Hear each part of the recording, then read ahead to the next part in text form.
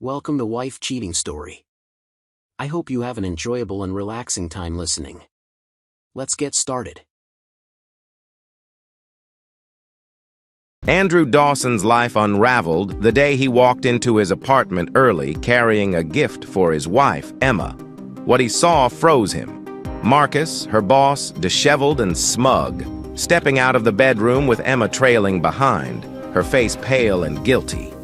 "Andrew," Marcus sneered. Didn't expect you this soon."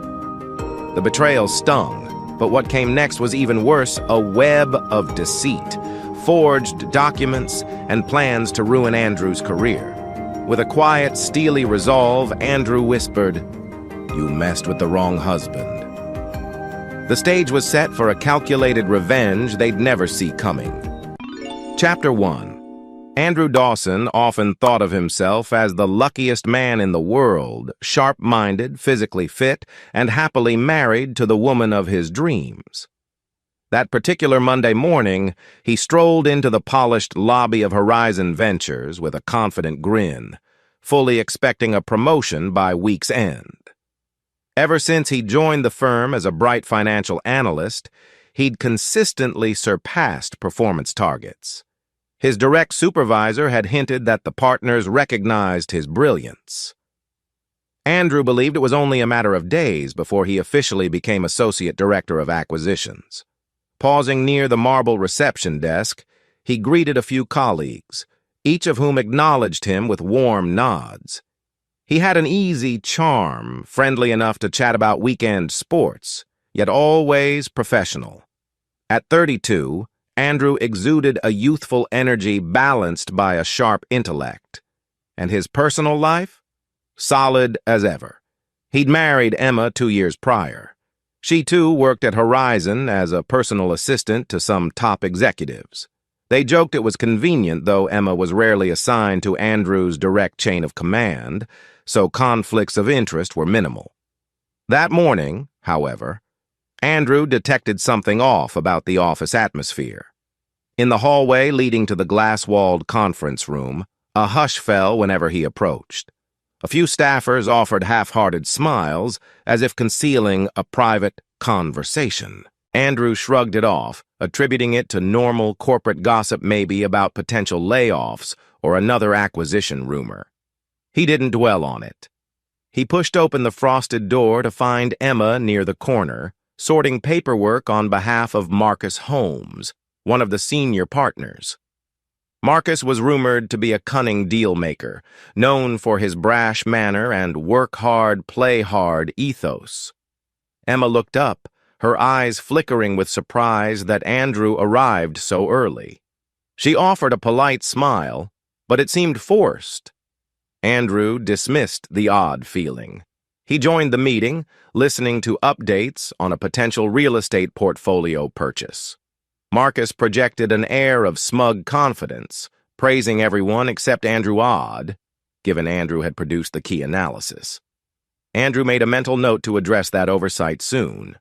Meanwhile, Emma avoided making eye contact, focusing on her phone at intervals as though anxious about something.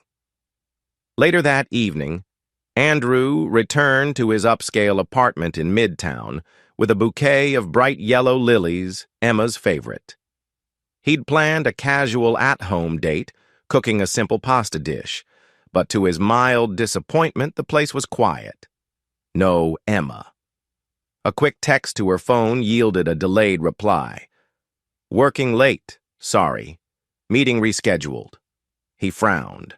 Emma's job sometimes required last-minute tasks, especially if an executive demanded a private errand.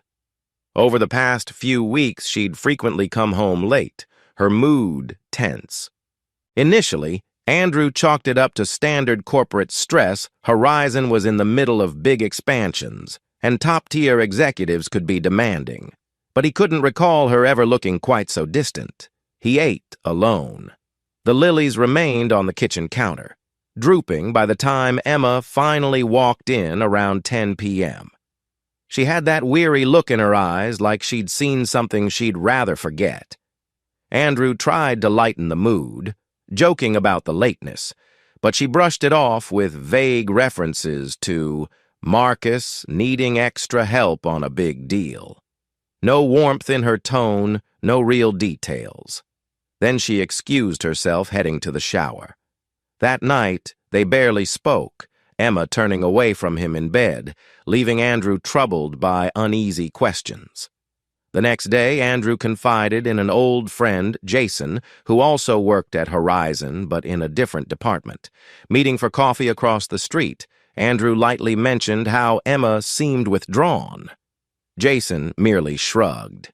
"Dude, you know how it is at Horizon, everyone's on edge. The senior partners can be intense, especially if they sense an acquisition might fail. Maybe Emma's just feeling that heat." Andrew nodded, half convinced. But the gnawing suspicion lingered. Emma had always been open with him, playful, affectionate, honest about workplace frustrations. Lately, though, her phone never left her side, notifications constantly popping up. If Andrew inquired, she gave one-word answers or changed the subject. At the close of the week, Andrew found himself alone again in the apartment, the clock pushing 9 p.m. He texted Emma, "Hungry? I can order Thai or something." No response. Then, after about half an hour, she texted back, "Be home soon." She arrived at 11 p.m., smelling faintly of unfamiliar cologne. Andrew's heart twinged. She offered a hollow excuse. "Client meeting ended late. We had a nightcap." He suppressed his unease, deciding to trust her. Still, it felt like an invisible barrier had formed between them. Everything escalated the following Thursday. Andrew's day had ended earlier than planned. He'd delivered a stellar pitch to an overseas investor, finishing an hour before schedule. Buzzing with adrenaline, he decided to surprise Emma. They had an upcoming second wedding anniversary, and he'd purchased a small diamond pendant to mark the occasion. He pictured walking in, offering the gift, maybe planning a weekend getaway. He felt a warm sense of excitement, imagining her reaction. He parked outside their building, riding the elevator up to the 19th floor. Stepping into the corridor, he balanced the gift-wrapped box, rummaging for his keys. But as he neared the door, he froze at the sound of hushed voices inside the apartment, Emma's voice, and a man's low murmur. Andrew's stomach knotted. He slid the key in quietly, opening the door. A wave of tension smacked him, scattered papers, the faint scent of alcohol and aftershave. Then, emerging from the bedroom was none other than Marcus Holmes, tie loosened, shirt partly unbuttoned. Andrew's brain short-circuited at the sight. Marcus paused, eyes flickering with a smug, half-guilty expression. "Andrew," he said coolly, "didn't know you'd be home so soon." Andrew's heart hammered painfully. Emma appeared behind Marcus, her robe disheveled, face going pale at the sight of Andrew standing in the doorway. A million thoughts collided. Marcus? His wife's boss? In their bedroom? It felt like a surreal punch to the gut. Andrew demanded, "What the hell is going on?" Though the answer was excruciatingly clear. Marcus didn't bother lying. "We were just discussing a project," he sneered. Emma tried to stammer out something. "Andrew, it's not what it looks like." Andrew's fury boiled. "Really? Not what it looks like? Then explain the robe. Explain the bedroom." Emma's eyes brimmed with panic and shame. She tried to claim it was an isolated mistake, but Marcus laughed scornfully, stepping forward. "Don't make a scene, Andrew, unless you want trouble at the office." The implied threat about Andrew's career was blatant. Andrew glared, fists clenched. He wanted to throw Marcus out of a window, but he reined in his rage. Marcus brushed past Andrew, pausing at the door. "Don't ruin your future over this. Emma's a grown woman." He walked out with that smug grin, leaving Andrew shaken to the core. Inside the living room, Emma collapsed onto the couch, sobbing, sputtering half-formed excuses. "It was an impulse. He came over to discuss work. I got carried away. I'm sorry, Andrew. Please believe me." Andrew's hands trembled with adrenaline. He demanded the truth, every detail. But she stayed vague, insisting it was a one-time slip. Yet Andrew wasn't naive.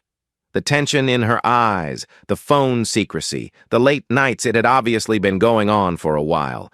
The betrayal sliced him deeply. This was the woman he adored, who once promised loyalty, now caught red-handed with her senior partner. Andrew's anguish morphed into cold determination. He refused to be a sobbing victim. He told her in no uncertain terms, "I am not your doormat. Don't lie. If you can't admit the full truth, I'll find it myself." Emma wilted, tears streaming, offering half-hearted justifications. "I was lonely. You worked so much Marcus came on to me I didn't know how to say no." Andrew's anger flared, seeing through her attempts to shift blame. "You're not a child. You made choices." He demanded her phone. She resisted, whining about privacy, but he seized it anyway, rummaging through messages. He found explicit texts, not just with Marcus, but referencing meetups with Philip and even Rebecca, other top executives at Horizon. Some were sexual in tone, some hinted at hush money or some twisted power circle. Andrew felt his stomach churn. This was bigger than just an affair with Marcus. It was a full-blown nest of corporate sexual manipulation. Emma attempted to snatch the phone back. "Andrew! No, you're overreacting!" He stared at the screen, reading lines like, "Emma, remember to keep Andrew placated or we'll pull the trigger on the plan. Rebecca." Another from Marcus boasting about the Babalottery scheme. Andrew's blood froze. Babalottery? What the hell was that? His world spun. In that moment, Andrew saw how deep the betrayal ran. Emma was intimately involved with multiple partners at Horizon, possibly entangled in some sick game. And the worst part, they might be targeting Andrew, specifically using Emma as a pawn to keep him under control. The heartbreak was overshadowed by a blazing fury, mingled with an ironclad determination. He would not be their victim. If they thought he'd slink away quietly, they misjudged him. Emma's tearful pleas fell on deaf ears. Andrew told her flatly, "We're done if you can't be honest." She stammered, I can fix this." But he shook his head, seeing no sincerity. That night he left her sobbing in the living room. He retreated to the bedroom where he found the bed unmade, a clear sign of their earlier tryst. Disgust twisted his gut. He gathered a few essentials, forced himself not to explode in rage, and returned to the couch, glaring at Emma. She meekly left him alone. In the silence of early morning, Andrew stared at the city lights outside the window. His heart pounded with pain, but also an emerging plan. He'd gather evidence. He'd strike back. They'd regret messing with him. He refused to let them walk away unscathed. At dawn, Emma approached him quietly, eyes puffy. "You can't do this to me," she whimpered. "You love me." He looked at her with stony eyes. "The woman I loved wouldn't cheat. This version of you, I don't know her." She tried to protest, but he shut her down. "If you want a chance in hell at salvaging anything, start being transparent." She opened her mouth, then closed it again, unable to muster honesty. He scoffed, concluding she was trapped in lies. Finally, Andrew marched out the front door, ignoring her pleas. He needed to think, to plan, away from her manipulative tears. He ended up in his car, driving aimlessly for an hour until he parked by a quiet waterfront. There, gazing at the rippling water, he formulated his vow of vengeance. He would gather proof of Emma's involvement, the executive ring's manipulations, and their twisted Babalottery scheme. He'd expose them to Horizon's board or compliance team, maybe the police if it rose to that level. Meanwhile, he'd ensure his own job remained secure, and ironically, he might even end up better off professionally. No meltdown, no woe is me approach. He was an analyst, good at dissecting data, anticipating moves.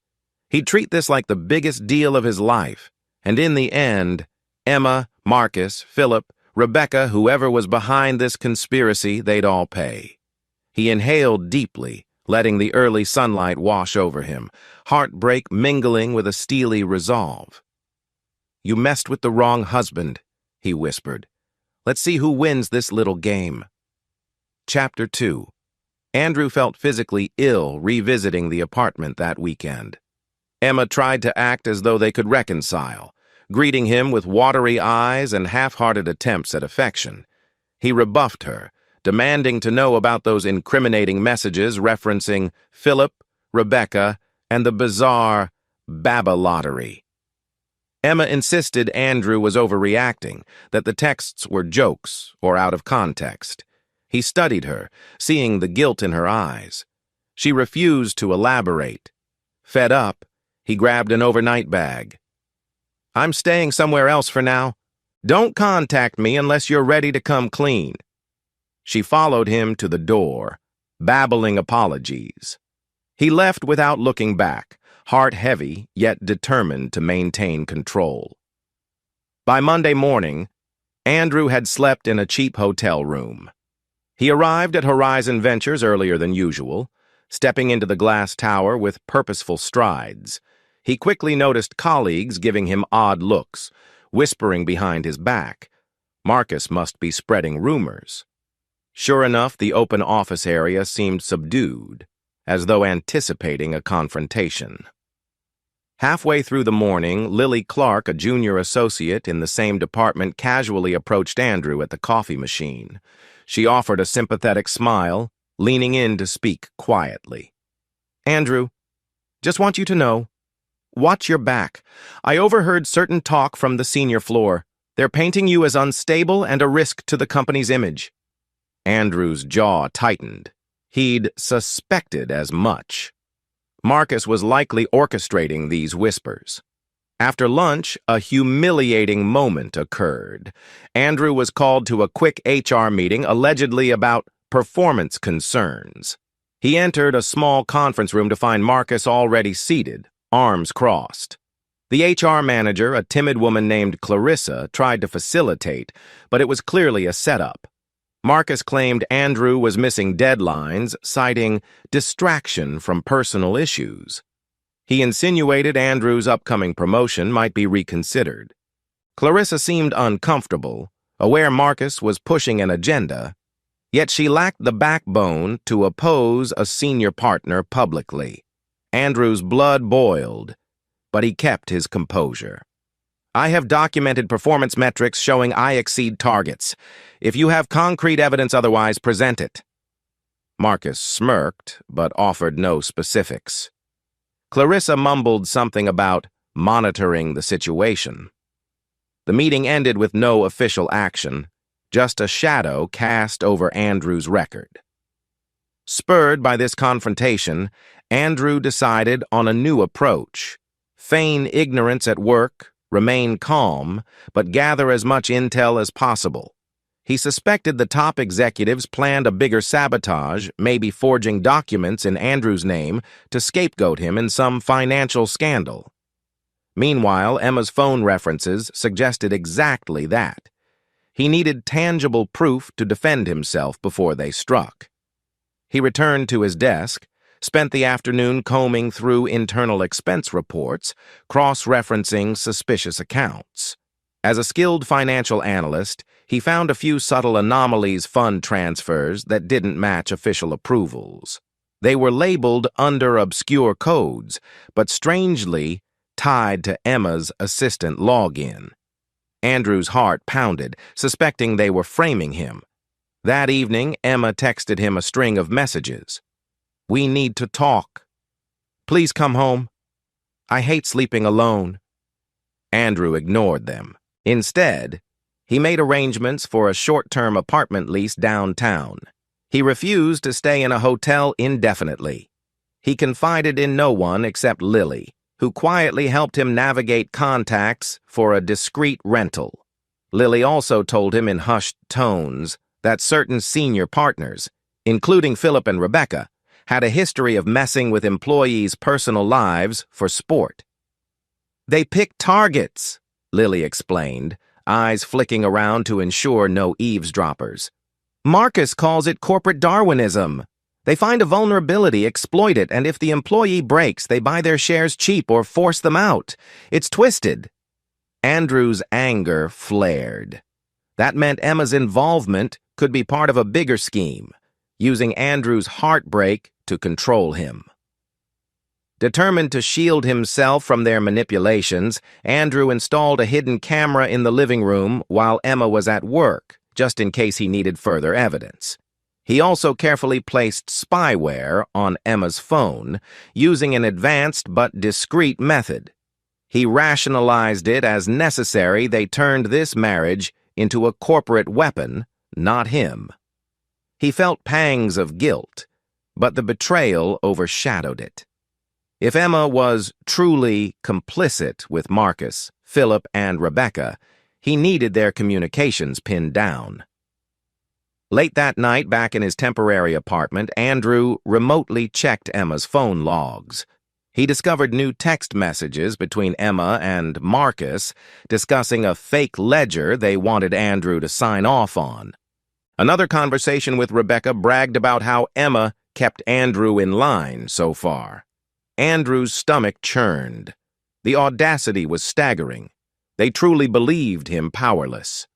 A surprising ally emerged soon. Lily discreetly invited Andrew for a post-work coffee at a quiet cafe. When they sat down, Lily seemed nervous. "Look, I know I'm risking my job, but you deserve the truth. I found some files on the shared drive that reference you specifically." She showed him partial screenshots on her phone. They were memos from Marcus to the other partners about Andrew's impending meltdown, referencing how Emma was tasked with ensuring no wave until we finalized the London deal. Another chunk read, "If Andrew tries to blow the whistle, we have the forgery docs. Emma can testify he manipulated them." Andrew's blood ran cold. He understood the game. Frame him for financial wrongdoing, discredit him with a personal meltdown, then remove him from the company. Possibly even land him in legal trouble. That night, Andrew slumped on the couch in his tiny rented flat, replaying Lily's revelations in his mind. He stared at the city skyline, anger simmering. He realized something crucial. Emma was not just a passive fling for them. She'd been weaponized to keep him docile. They probably fed her illusions of big money, used sexual favors to tie her deeper into their plot, or maybe she willingly participated for personal gain. Either way, she was neck-deep in betrayal. He vowed to keep up his facade at work, letting them think he was too distraught to suspect anything. Meanwhile, he meticulously compiled every scrap of evidence. On his personal laptop, he organized a folder labeled Justice, partitioned into subfolders for each conspirator: Marcus, Philip, Rebecca, and yes, Emma. For each, he stored screenshots, text logs, suspicious transaction data. Midweek, Emma made a dramatic show of wanting to fix their marriage. She cornered Andrew in the Horizon parking lot, voice trembling. "Let's go to counseling, Andrew. We can fix this. I was just seduced by the power they offered." Andrew calmly observed her performance. She tried tears, but Andrew didn't budge. "If you truly want to fix anything, open your phone, show me all messages." She refused, claiming privacy. He shrugged, walking away. She's lying. He had the phone logs anyway, which told a different story. That evening, the camera at home recorded Emma speaking with Marcus on speakerphone, laughing about how Andrew's completely clueless, boasting they had him cornered. Andrew watched the real-time feed, heart pounding with rage, but forcibly staying composed. Let them think he's clueless. The bigger the lie, the more damning the final blow. In bed that night, Andrew whispered to himself, "This is bigger than just an affair. It's a conspiracy to sabotage me for their gain. His heartbreak over Emma's infidelity was overshadowed by a methodical thirst for revenge. He envisioned a day soon when he'd stride into HR or the board of directors with undeniable proof, blowing open the scandal. The more they manipulated, the deeper they'd bury themselves. A grim smile tugged at his lips. They messed with the wrong analyst. He'd turn their own arrogance into the weapon that destroyed them. Meanwhile, he'd preserve his job, possibly even ascend once they were ejected. The deeper the betrayal, the sweeter the payback. And Emma, well, she'd discover too late that she'd gambled on the wrong side. He felt a pang of sorrow but steeled himself. She'd chosen her path. He'd choose his, a path leading straight to their downfall. Chapter 3. Andrew woke early the next morning in his Spartan rental, adrenaline humming. There'd be no passivity. He had a plan to dig deeper into Horizon's finances. Over a quick breakfast, he reviewed the hidden camera footage from last night. It showed Emma on a phone call in the living room around midnight. Emma, low voice. Yes, he's too busy moping. No. I don't think he suspects the bigger plan. Right, I'll keep an eye if he tries anything. Relax, Marcus. I know how to handle Andrew. Andrew paused the playback, fury burning behind his calm stare. She really thought she could handle him? No. He was about to turn the tables for good. At Horizon Ventures, Andrew arrived slightly later than usual, feigning personal stress. At his desk, he quietly accessed the shared finance drives. He found a cluster of files with cryptic naming Project Skyline. Lily had hinted that might be the biggest scam the top execs were running. Andrew systematically cross-checked them with known ledger accounts, highlighting anomalies that suggested funneling money through offshore shells. He suspected Marcus was pinning the final sign-offs on Andrew's user credentials. Around lunchtime, Lily discreetly dropped by Andrew's cubicle, confirming that the conspirators planned to finalize some questionable transaction under Andrew's name by the end of the month. They want to frame you for embezzlement or fraud, she whispered. Andrew nodded, already deducing the same.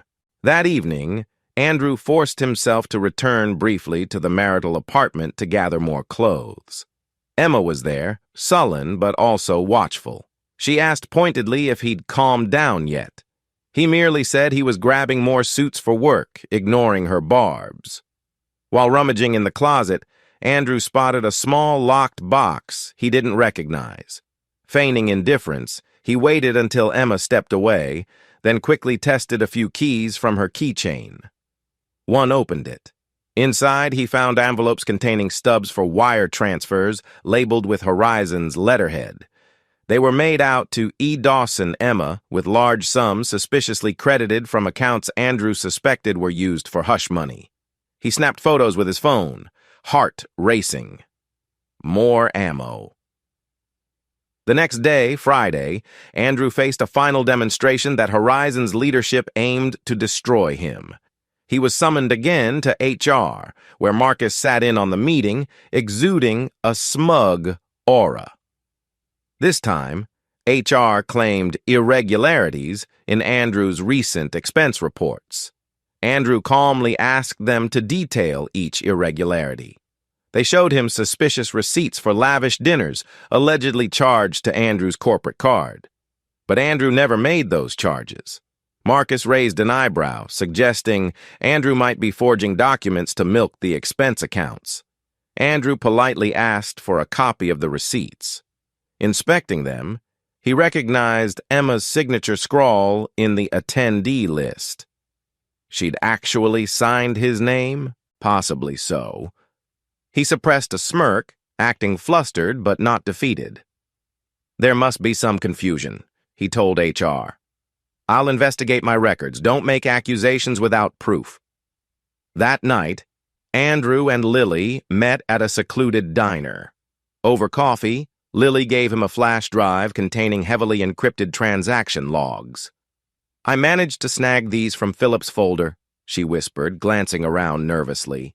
"It shows a consistent pattern of funneling money to an external account shared by Marcus and Rebecca. They're funneling bonus money they're not entitled to, using your credentials as an approving manager." Andrew frowned. "If they pin that on me, I go down for financial crimes." Lily nodded. "Yes, and they can claim Emma was just following your instructions. That's their story. Or if Emma flips, they'll discredit her as a scorned spouse. Either way, you lose, unless you blow it open first with bulletproof evidence." Andrew's gratitude soared. "Thank you, Lily. Your risk is huge. I promise I'll protect you if this goes public." She offered a small smile. "We stand together. I hate seeing them exploit people. Let's end it." Sunday morning, Andrew spent hours poring over the flash drive logs. The pattern was crystal clear once he layered in his advanced data analysis, repeated entries naming a Dawson Auth near each suspicious transfer, a perfect frame job.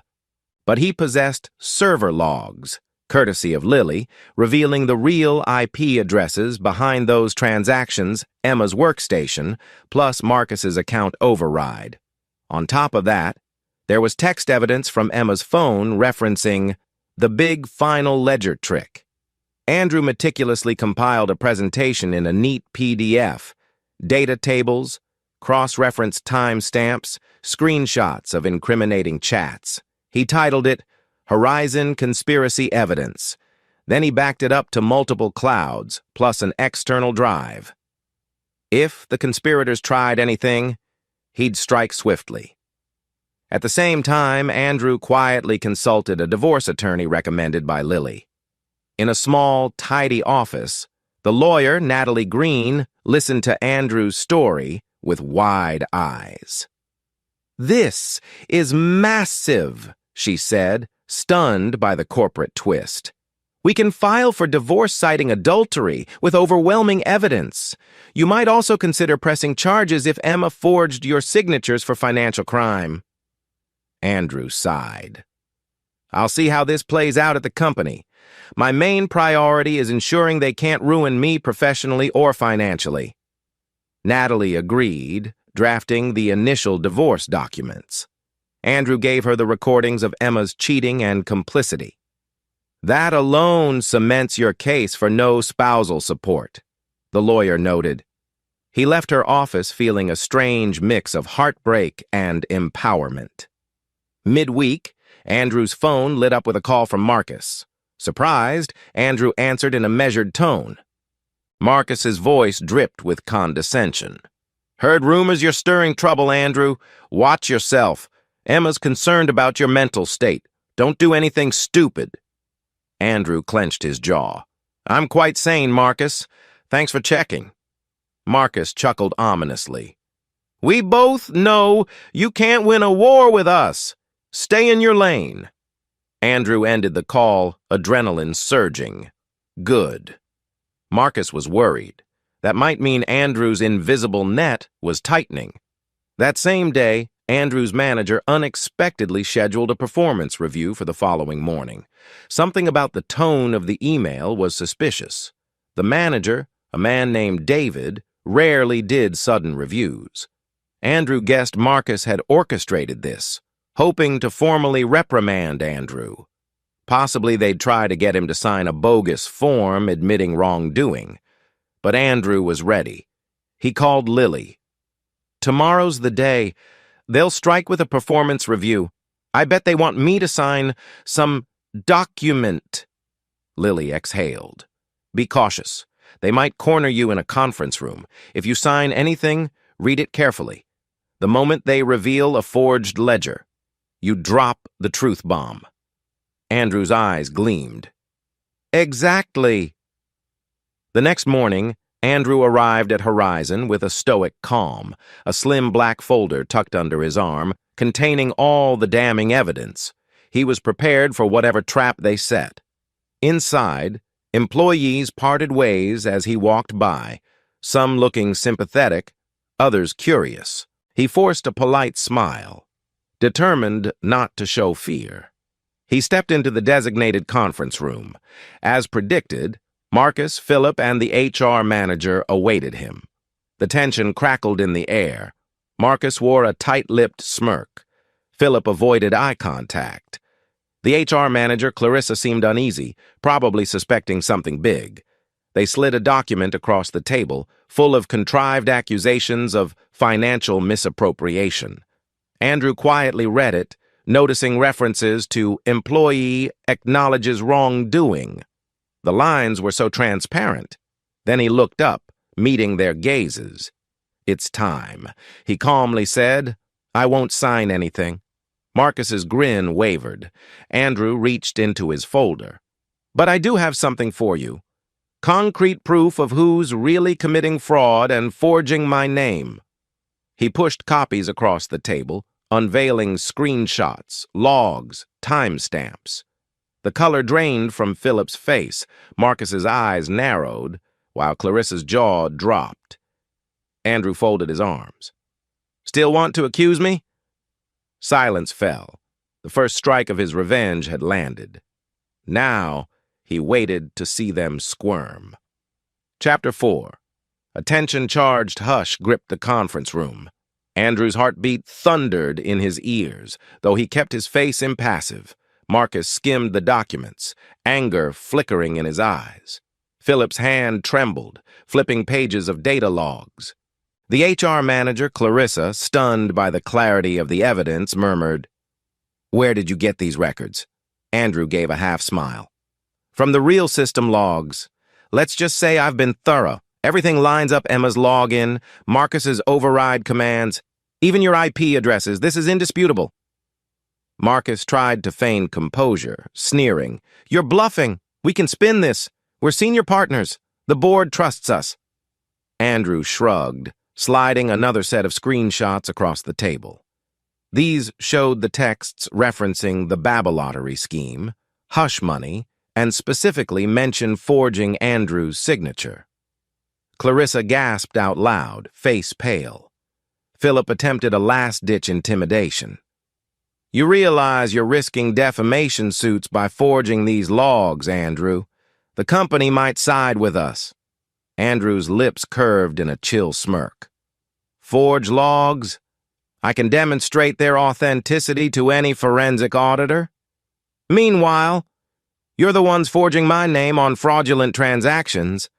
That's not just a firing offense, it's criminal." He turned to Clarissa, speaking gently. "HR's job is to protect the company, right? Now that you see these, your next step is to open a compliance investigation or risk complicity. I'll happily present this to the board if you refuse. The choice is yours." Marcus's face reddened with fury. "Don't push your luck, Dawson." Andrew rose from his seat, collecting the original folder. "I'm done being threatened. I'll give you 24 hours to address this properly. Issue a retraction of your false accusations against me. Clear my record and initiate an internal investigation into your own wrongdoing. If you don't, I'll go public with the scandal. The media loves stories of high-level corruption." Philip sputtered. "You can't blackmail us." Andrew laughed coldly. "Blackmail? I'm offering you the chance to handle this internally. The real blackmail has been your domain, not mine." He turned to Clarissa. "Do your duty or face the board's wrath when I skip the chain of command. I suspect a corporate meltdown won't be kind to HR heads who ignored criminal activity." With that, he walked out, leaving them speechless. His heart thumped, but adrenaline gave him a triumphant high. Outside the conference room, staff stared at him curiously. He forced a calm nod, heading straight to his desk. Lily messaged him. "How'd it go?" He typed back, "They're stunned. Let's see if they try damage control." Sure enough, by late afternoon, Clarissa emailed him with a more conciliatory tone. "We will review your evidence. Schedule a formal compliance meeting tomorrow. Please refrain from disclosing details externally while the company addresses these allegations." Andrew smirked. Exactly as expected, they wanted to keep it in-house, to avoid board-level panic or external scandal. Perfect. Returning to his rented apartment that night, Andrew felt a weight lifting. He wasn't naive enough to assume the conspirators would fold easily, but he'd forced them on the defensive.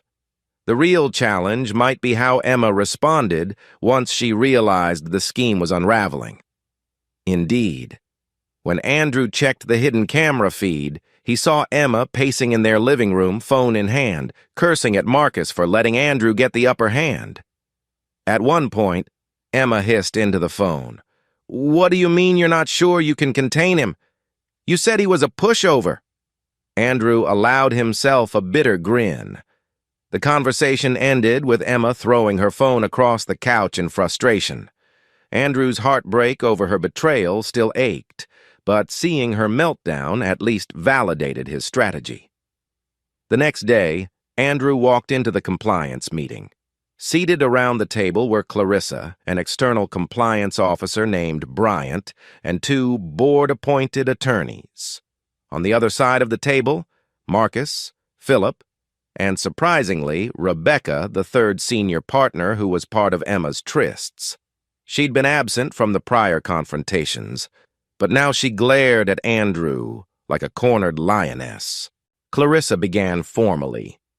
"We're here to investigate allegations that Andrew Dawson's credentials were used fraudulently. Mr. Dawson, please present your data." Andrew calmly displayed a concise slideshow, transaction logs, text messages, time-stamped IP addresses. The board attorneys asked pointed questions verifying authenticity. Marcus sputtered with denial, claiming, "We never authorized this. Perhaps Andrew tampered with the system." But the external compliance officer, Bryant, was unimpressed.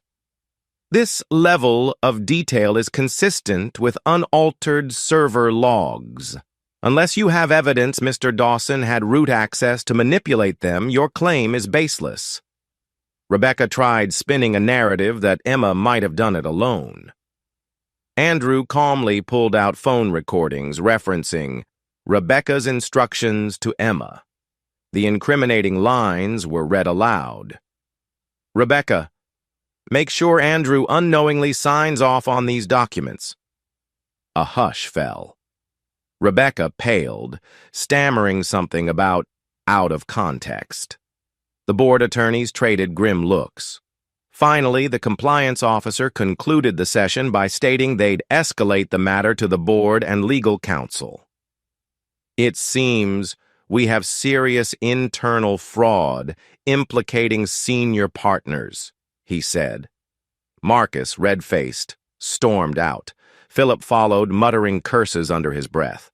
Rebecca shot Andrew a deadly glare before leaving in silence. Andrew noted that none of them seemed to have a coherent defense. The net was closing in.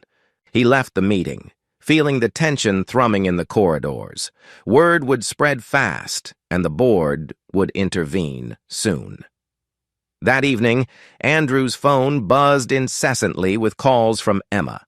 He ignored them, focusing on a celebratory dinner with Lily, who joined him at a quiet bistro. Over wine and pasta, Lily toasted Andrew's cunning. "You turned their own tactics against them," she said, eyes gleaming with admiration. "They must be panicking." Andrew shrugged, letting a hint of a smile show. "They deserve it.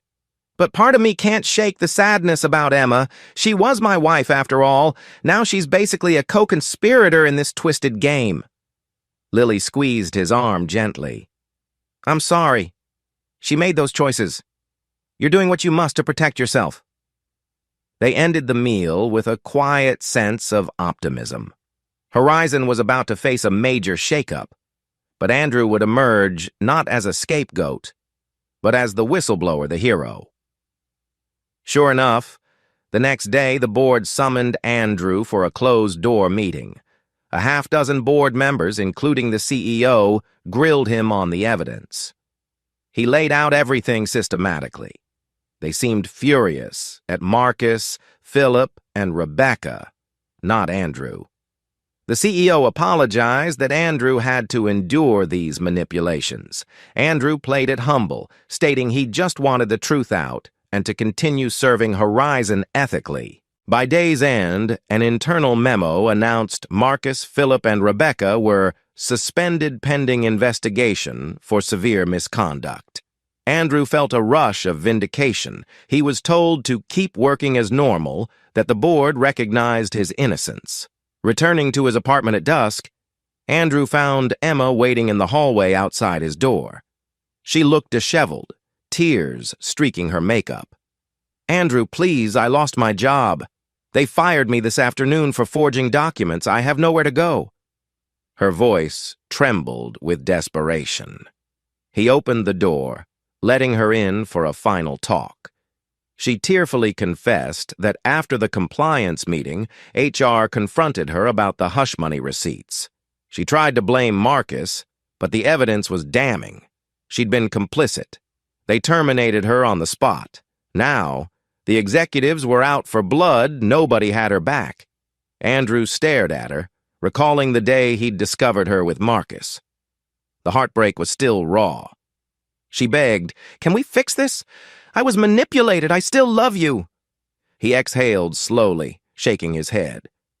"No, we can't. You destroyed our marriage. You lied. You cheated. You tried to ruin my career. That's not love." Her shoulders shook with sobs. "I was stupid. I fell for their power plays. I regret it." He nodded grimly. "It's too late." He politely escorted her to the door. She slumped away, broken.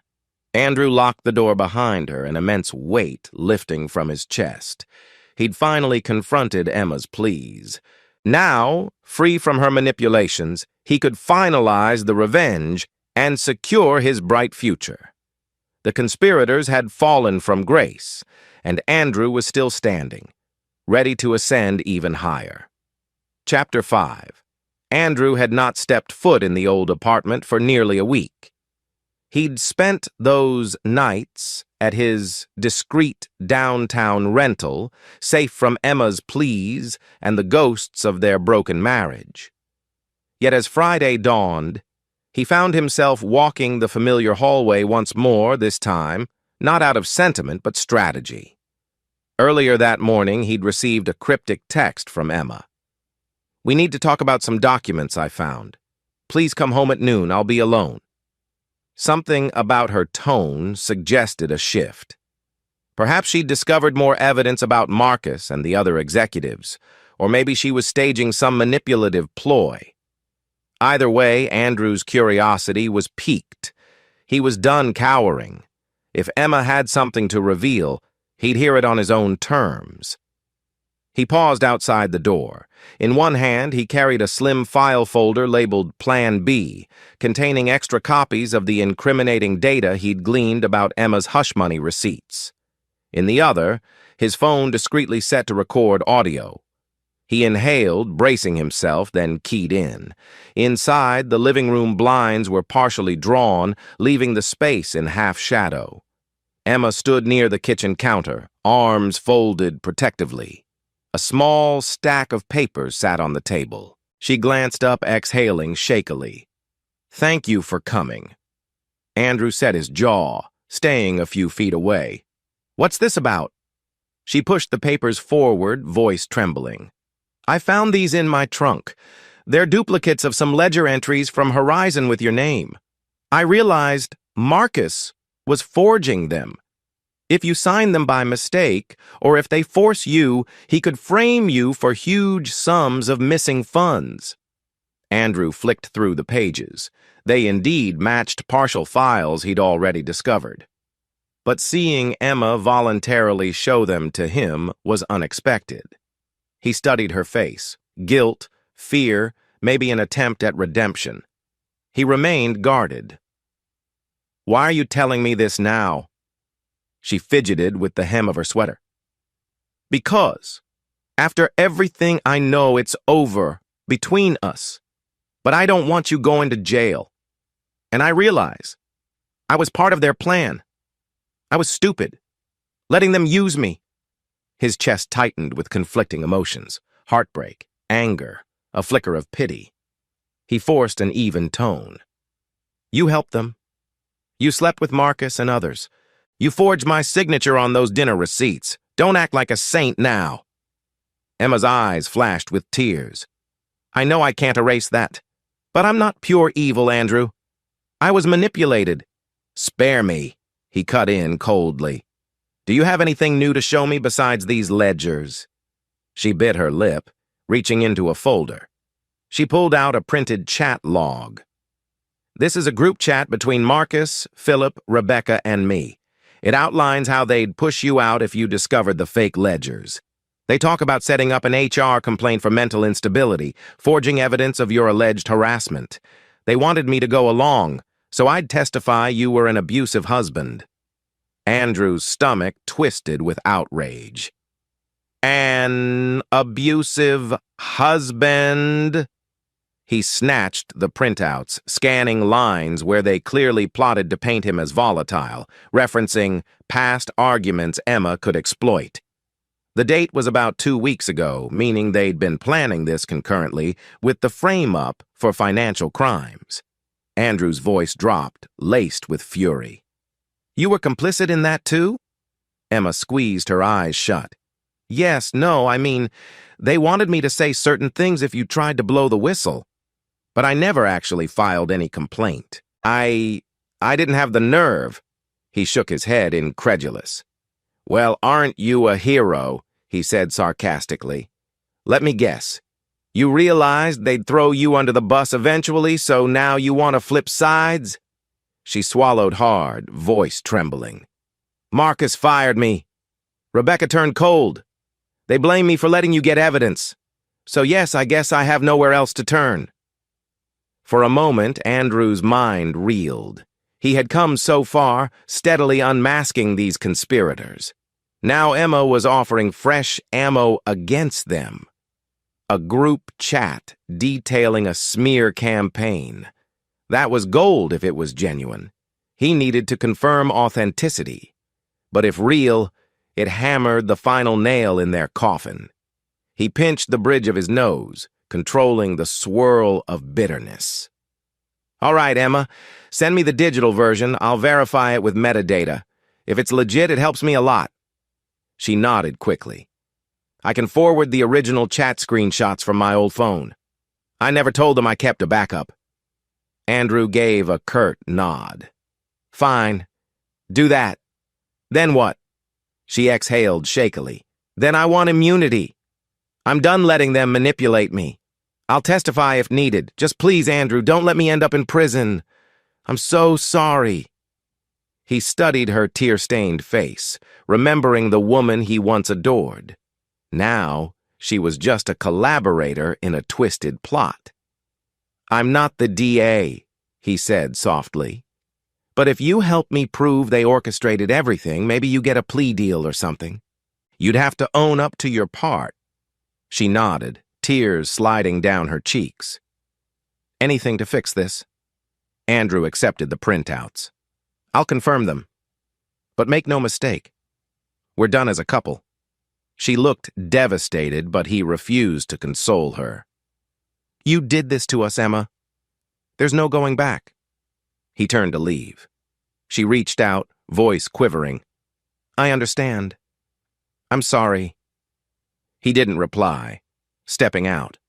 Back in the hallway, he breathed heavily, clutching the new evidence. If Emma was sincere about flipping sides, it could expedite the downfall of Marcus and the entire ring. But Andrew was no fool. He'd keep her at arm's length, never trusting her again. That afternoon, Andrew returned to Horizon with a sense of growing confidence. He locked himself in a small private office, scanning the new group chat logs Emma had emailed. Sure enough, the metadata matched up with known conversation times on Marcus's phone. The messages were vile, jokes about Andrew's meltdown, instructions for Emma to report him as abusive, references to forging an official complaint with HR. He felt sick reading them, but also triumphant. This spelled doom for the conspirators if the board saw it. He called Lily, voice hushed. "We have another bombshell. Emma gave me group chat logs. They planned to label me an abuser if I discovered the fraudulent ledgers." Lily sounded outraged. "Monsters! I'm so glad we can expose them." At day's end, Andrew compiled a new report. Supplemental Evidence 2, listing the incriminating chat excerpt. He appended a short summary of how Emma was prepared to file false domestic violence claims. Then, with a calm breath, he emailed it to the compliance officer, CCing the board's general counsel. The subject line read, "Additional evidence of senior exec misconduct urgent."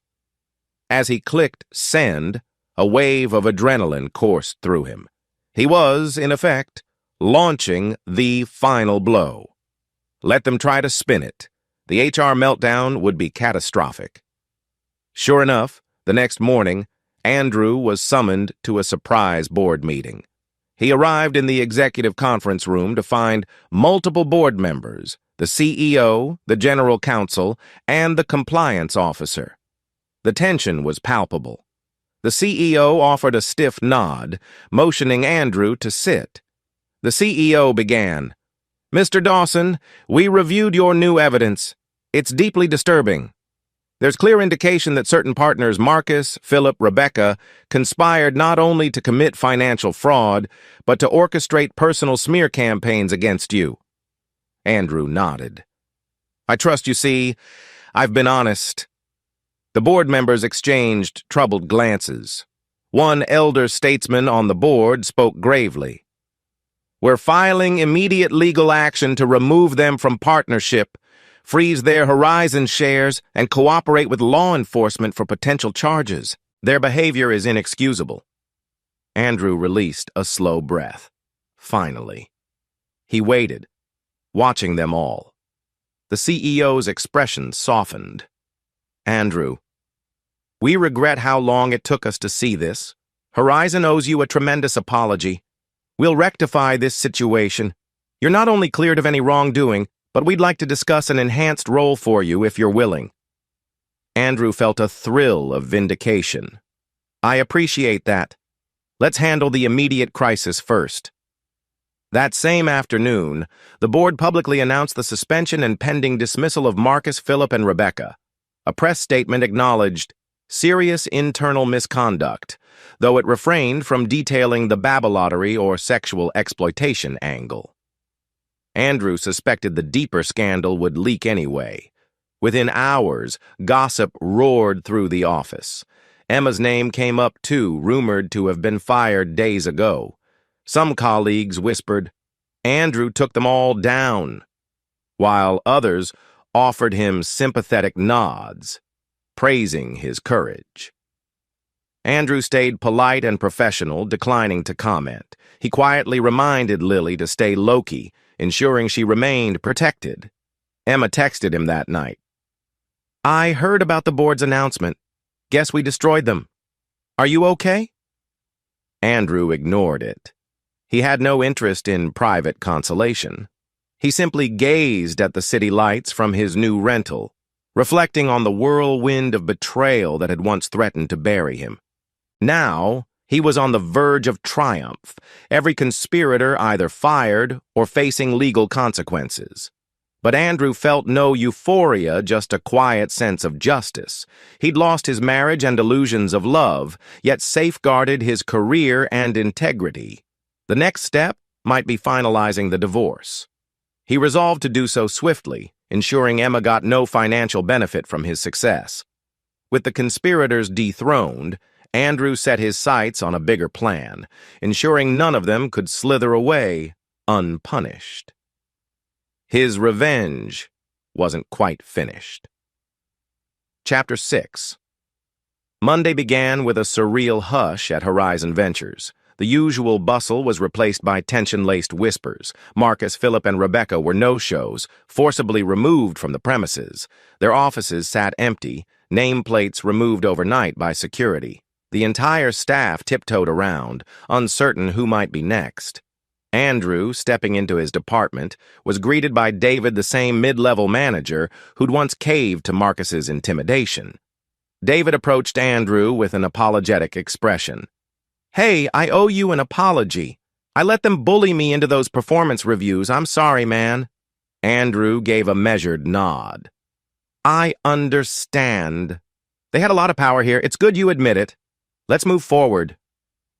At mid-morning, Andrew met with the CEO and a couple of board members in a closed-door session.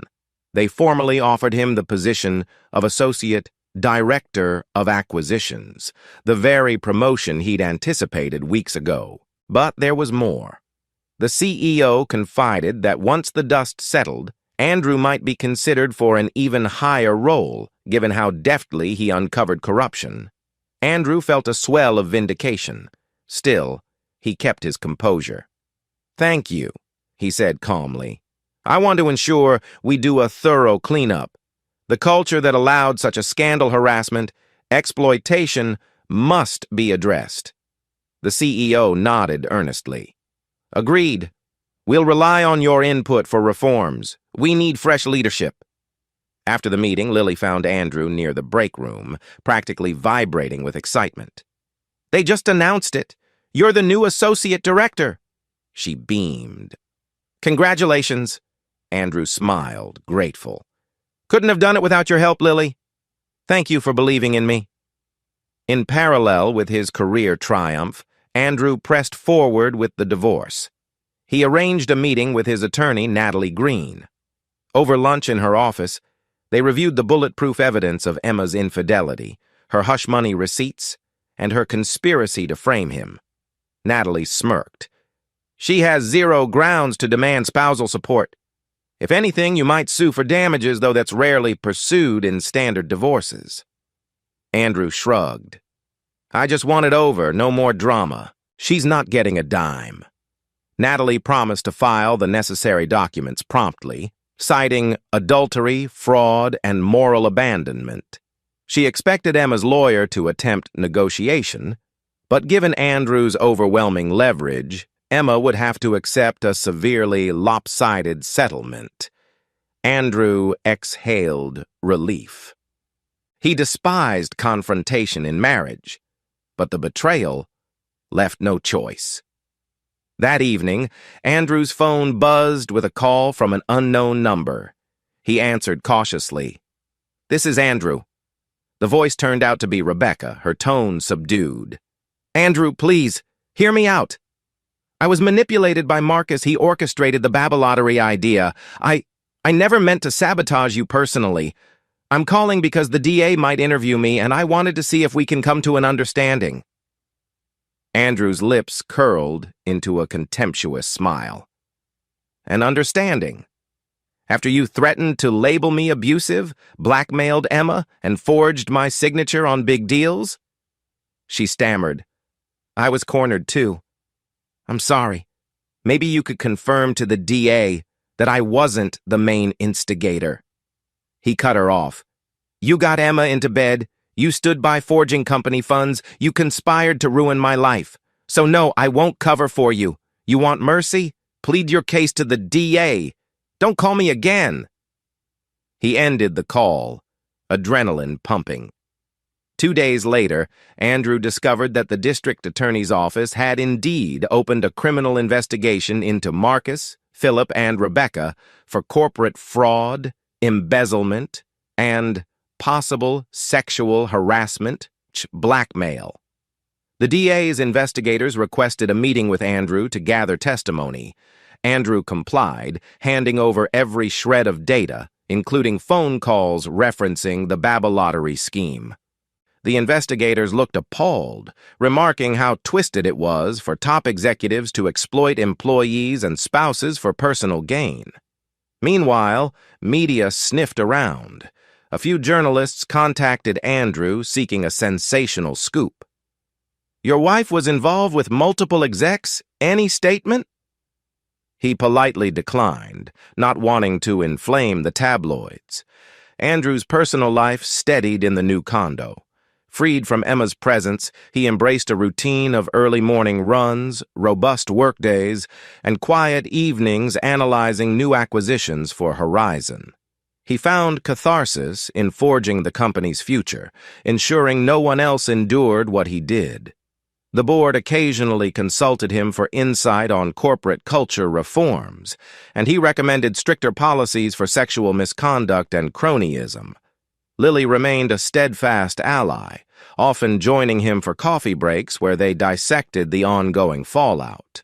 She teased him gently about the rumors swirling in the office.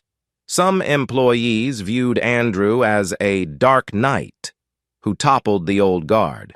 He'd laugh it off, focusing on the tasks at hand. Emma, now jobless, texted sporadically to ask about the divorce timeline. Once, she implored Andrew to forgive her publicly so she could get a new job. He responded curtly, stating it wasn't his responsibility. Another time, she tried emotional appeals, claiming she missed the comfort of married life. Andrew blocked her number for a while, then unblocked just to monitor if she said anything relevant to the ongoing investigations. She didn't.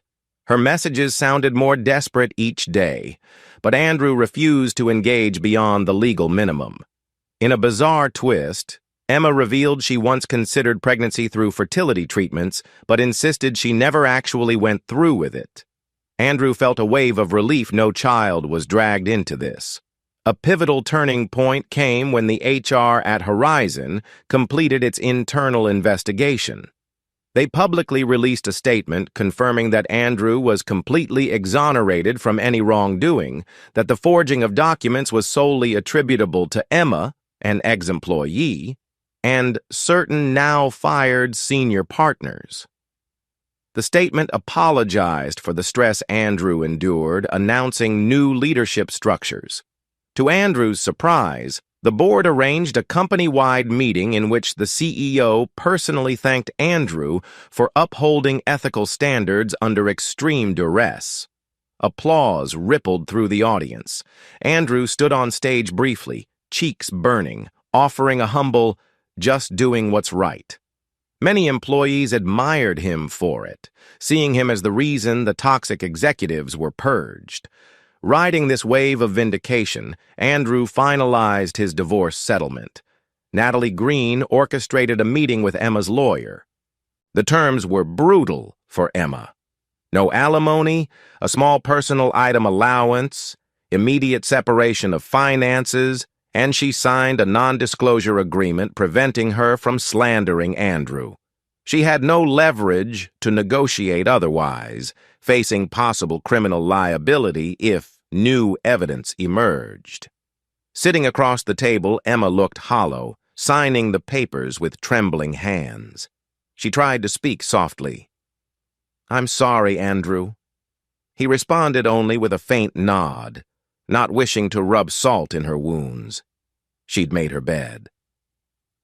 That evening, Andrew stood on his balcony sipping a glass of scotch in quiet reflection. The divorce was done, the conspirators were toppled, and he retained his job, in fact. He was on track for a major promotion.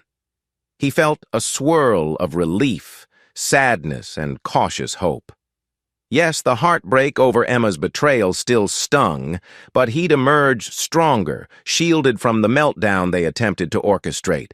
Even the twisted Babby lottery concept was dead in the water. He inhaled the cool night air, letting the city lights wash over him. A faint smile curved his lips.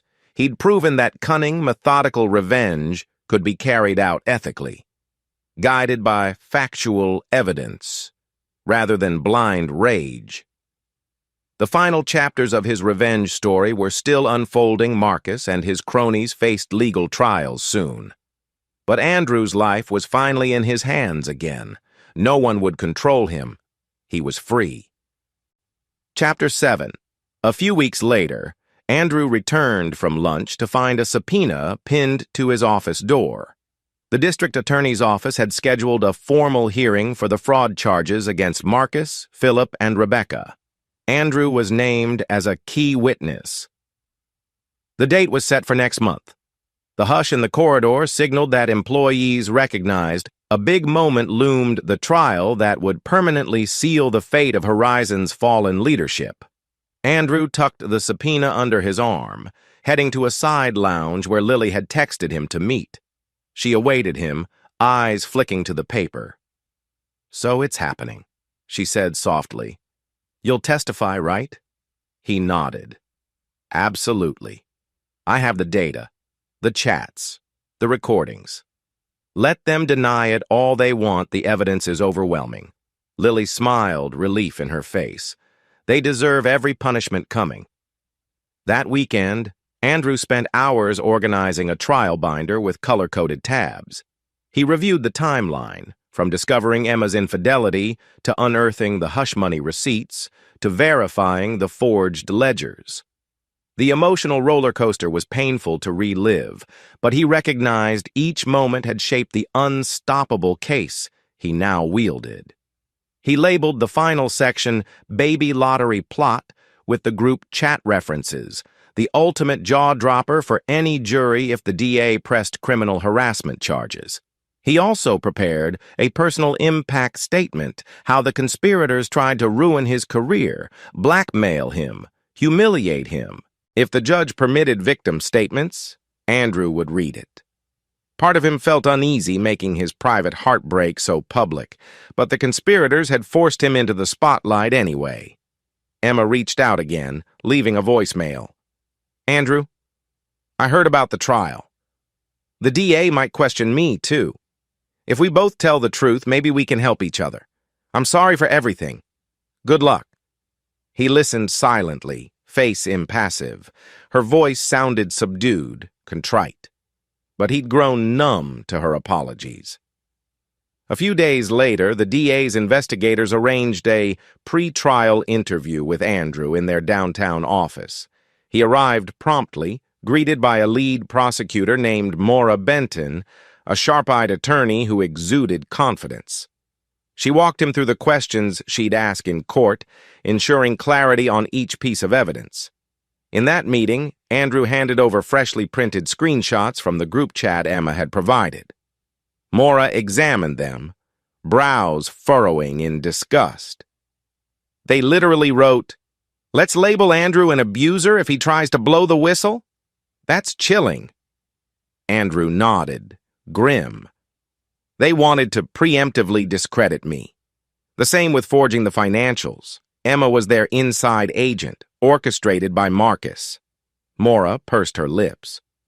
"You'll do well on the stand, just remain calm and factual, as you've been. The jury will see how orchestrated this was." While the trial date inched closer, Andrew navigated his personal and professional life with surprising calm. Freed from the conspirators' sabotage, he tackled new acquisitions with vigor, impressing the board. He finalized office culture reforms, ensuring employees felt safer to report misconduct. Lily, now recognized by leadership for her integrity, received a promotion to senior associate.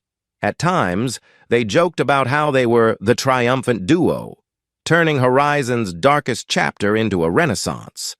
Meanwhile, the media occasionally ran sensational headlines. Power execs at Horizon face criminal fraud charges. People speculated about how Andrew discovered their scheme. He maintained a polite no comment, letting official statements speak. Night before the trial's commencement, Andrew lay awake in bed, mind swirling with memories, discovering Emma and Marcus in the bedroom, the heartbreak, the staggering twist of multiple affairs, forging documents, hush money. He felt a pang of sadness for the illusions he'd once had about marriage. Yet he also recognized how he'd grown stronger, more cunning, unbreakable. If they'd intended to crush him, they'd only honed his resolve. He dozed off eventually, dreaming of a serene future where betrayal no longer haunted him.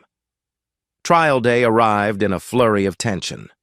Outside the courthouse, cameras flashed. Andrew stepped from a rideshare, ignoring reporters' shouts for statements. Inside, he found the DA's team, exchanging nods of determination. Lily wasn't testifying but came to show moral support, sitting discreetly in the gallery. The defendants, Marcus, Philip, Rebecca, sat at the defense table, flanked by their lawyers. Marcus wore a scowl, Philip looked pale, and Rebecca glared defiantly.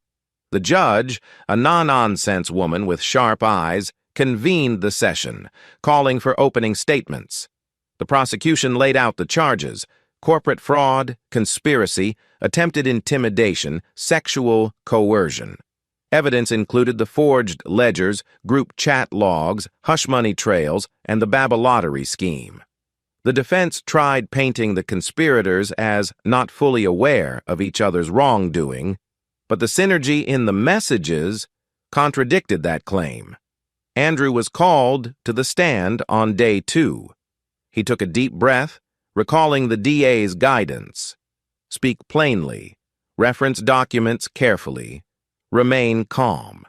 He recounted how he discovered Emma's affair, how it led to suspicion of corporate misconduct, how Lily helped him gather logs.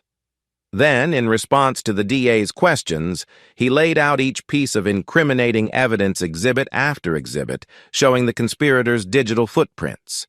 The defense cross-examined, insinuating Andrew was vengeful due to the affair. Andrew maintained composure, responding, "I wanted truth and justice, not revenge. The logs are real, no matter my personal pain." The judge seemed sympathetic.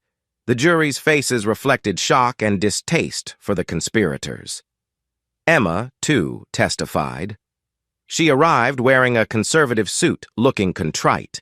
Under oath, she confirmed the group chat references, admitted forging Andrew's name on expense forms at Marcus's request, described the Babalottery plan as some twisted bet they joked about in seriousness. She wept openly, expressing regret for betraying Andrew. The defense tried to undermine her credibility, calling her an embittered ex-wife. But the prosecution hammered home that her account aligned with the technical logs. The synergy of evidence was damning. Capping it all off, Lily testified last, verifying from the inside how Marcus and the others manipulated employees. She recounted eavesdropping on their private meeting discussing forging Andrew's credentials. The defense again attempted to label Lily a disgruntled subordinate, but her calm, factual demeanor prevailed. After final arguments, the jury deliberated. It only took them 2 days to return a guilty verdict on multiple counts: conspiracy, fraud, intimidation, sexual misconduct. The punishment phase would follow. Andrew, watching from the gallery, saw Marcus slump in defeat, Philip trembling, Rebecca pale with dread. They had gambled on Andrew's destruction. Instead, they destroyed themselves. That night, Andrew walked out of the courthouse under the warm glow of streetlights, Lily at his side. A wave of relief and quiet triumph washed over him. He'd seen them convicted in open court, forced to face consequences for their vile manipulations. The heartbreak with Emma, though devastating, was overshadowed now by his firm sense of justice. He'd won. Chapter 8. The sentencing hearing for Marcus, Philip, and Rebecca took place a month after the guilty verdict. Andrew, once again, walked through the courthouse halls, though this time with a lighter step. The conspirators faced years in prison for financial crimes, plus hefty fines. While it wasn't a murder case, the severity of forging corporate funds and weaponizing employees' personal lives for blackmail carried a stiff penalty under RICO-like statutes. Inside, the judge listened to final pleas. Marcus's lawyer argued for leniency, claiming he was led astray by corporate culture, while Marcus stared at Andrew with undisguised hatred. Philip quietly wept, begging for mercy. Rebecca attempted a stoic facade, but her voice shook when addressing the judge, claiming she never wanted to harm Andrew personally, only followed Marcus's lead. Andrew sat in the front row, arms folded, unmoved by their excuses. The judge was unimpressed. She delivered sentences ranging from 7 to 10 years in federal prison, plus restitution to Horizon, and certain employees who'd been harassed or coerced. The conspirators paled as the reality of prison time set in. Outside, reporters cornered Andrew for a statement. He offered a measured response. "I'm relieved justice was served. My hope is that this sends a message corporate power doesn't grant immunity to exploit others." Then, refusing further comment, he left. The media churned out stories calling Andrew a hero whistleblower, some tabloids highlighting the scandalous Babalottery plot. Andrew ignored the sensational details, focusing on the fact that the conspirators were locked away. The next day at Horizon, staff buzzed about the sentencing. Many approached Andrew, thanking him for purging a toxic regime. Others remained cautious, wary of corporate drama. Lily joked that he should run for CEO. He laughed it off, content with his new associate director role, guiding real acquisitions, not office politics. Emma fell into relative obscurity. Rumor had it she'd left town after testifying, possibly staying with relatives. The divorce was final, and, with no spousal support, her finances were precarious. A fleeting pang of pity tugged at Andrew, but he reminded himself of her active role in betraying him. She had destroyed their bond, and the law had forced her to face some accountability, albeit less harsh than the executives. One evening, Andrew found a letter slipped under his apartment door, no return address. He opened it warily, discovering a handwritten note from Emma. It read, "Andrew, I can't undo the harm I caused. I hate myself for letting them manipulate me, for letting our marriage crumble. I know you'll never forgive me, but I wanted you to know I'm genuinely sorry. I hope someday you find happiness again. Emma." Andrew sat on the couch, absorbing her words. He felt a flicker of sadness, but no desire to respond. He'd found his closure in the court's rulings and final divorce decree. He folded the letter, placing it in a box labeled Old Memories. He couldn't pretend it meant nothing, but he wouldn't let it weigh him down. Focus turned to the future. Andrew's leadership at Horizon blossomed. Freed from the conspirators' shadow, he championed ethics training, fair promotions, and a robust compliance department. The board praised his transformative influence. Some suggested he'd become a senior partner within a few years. Andrew accepted the compliments with modesty, attributing success to a team effort and Lily's unwavering support. At home, he found a sense of quiet stability. The nightmares of betrayal grew infrequent. He resumed old hobbies like weekend hiking, reading spy thrillers, and even joined a local charity group that built homes for underprivileged families. Life, once overshadowed by heartbreak, now glowed with renewed purpose. One rainy afternoon, Andrew received an alarming text from the DA's office. "We suspect Marcus is planning a final retaliation from prison using outside contacts. Please be vigilant." Andrew's pulse spiked. Marcus, even behind bars, might still command resources to sabotage Andrew. The DA explained that an intercepted letter from Marcus to an old accomplice hinted at making Andrew pay. Determined not to be caught off guard, Andrew consulted Lily and the board's legal counsel. They advised him to beef up personal security, maybe hire a private guard. Andrew was reluctant but recognized the threat. He discreetly hired a small security firm to keep watch near his condo and follow him on high-profile days. A week passed without incident, but then an attempt occurred. Late one night, Andrew's building security camera caught a masked figure trying to break into the lobby's locked door. The guard confronted the intruder, who fled. The next morning, Andrew discovered a threatening note pinned to a wall near the trash chute. "Drop the charges or face the worst." The intimidation was laughably late. Marcus had already been sentenced. Andrew turned the note over to the police, who confirmed the suspect matched a known associate of Marcus. They promised to step up patrol. Andrew felt more annoyance than fear. They'd come too late. He'd already won in court. If Marcus thought sending a goon for intimidation would revert his sentencing, he misunderstood the law and Andrew's resolve. The final break in that saga came when the DA filed additional charges against Marcus for attempted witness retaliation. The prison officials moved Marcus to a higher security facility, cutting off his contact. Andrew gleaned the news from a detective's call. Relieved, he thanked them, concluding that any further revenge attempts were likely diffused. A few media outlets ran small follow-up pieces. Disgraced exec at Horizon Ventures faces new prison time for threats. Andrew brushed it off, focusing instead on forging a normal life again. With the conspirators behind bars or exiled, Emma gone, and the sting of betrayal slowly fading, Andrew found a measure of peace.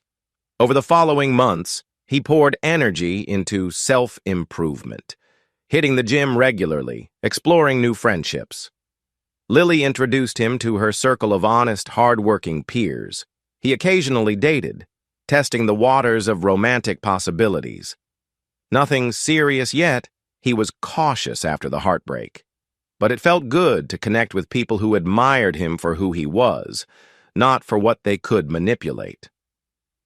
On a sunny Saturday, Andrew visited his old apartment building, now in the process of being sold, to finalize a few leftover items.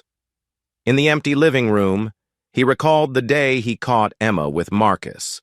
A swirl of memories threatened to overwhelm him, but he inhaled, letting them pass. He'd come out on top. By year's end, Andrew stood at the top floor of Horizon Ventures, gazing out a panoramic window. The city's skyline glowed under the setting sun. Lily approached, handing him a small stack of acquisition proposals. "The board wants your sign-off," she said with a grin. "No forging involved, I promise." He smirked. "That's good to hear."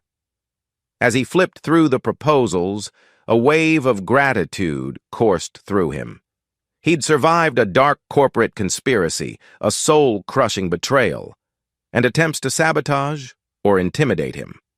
Yet he'd persevered, forging cunning strategies and collecting ironclad evidence.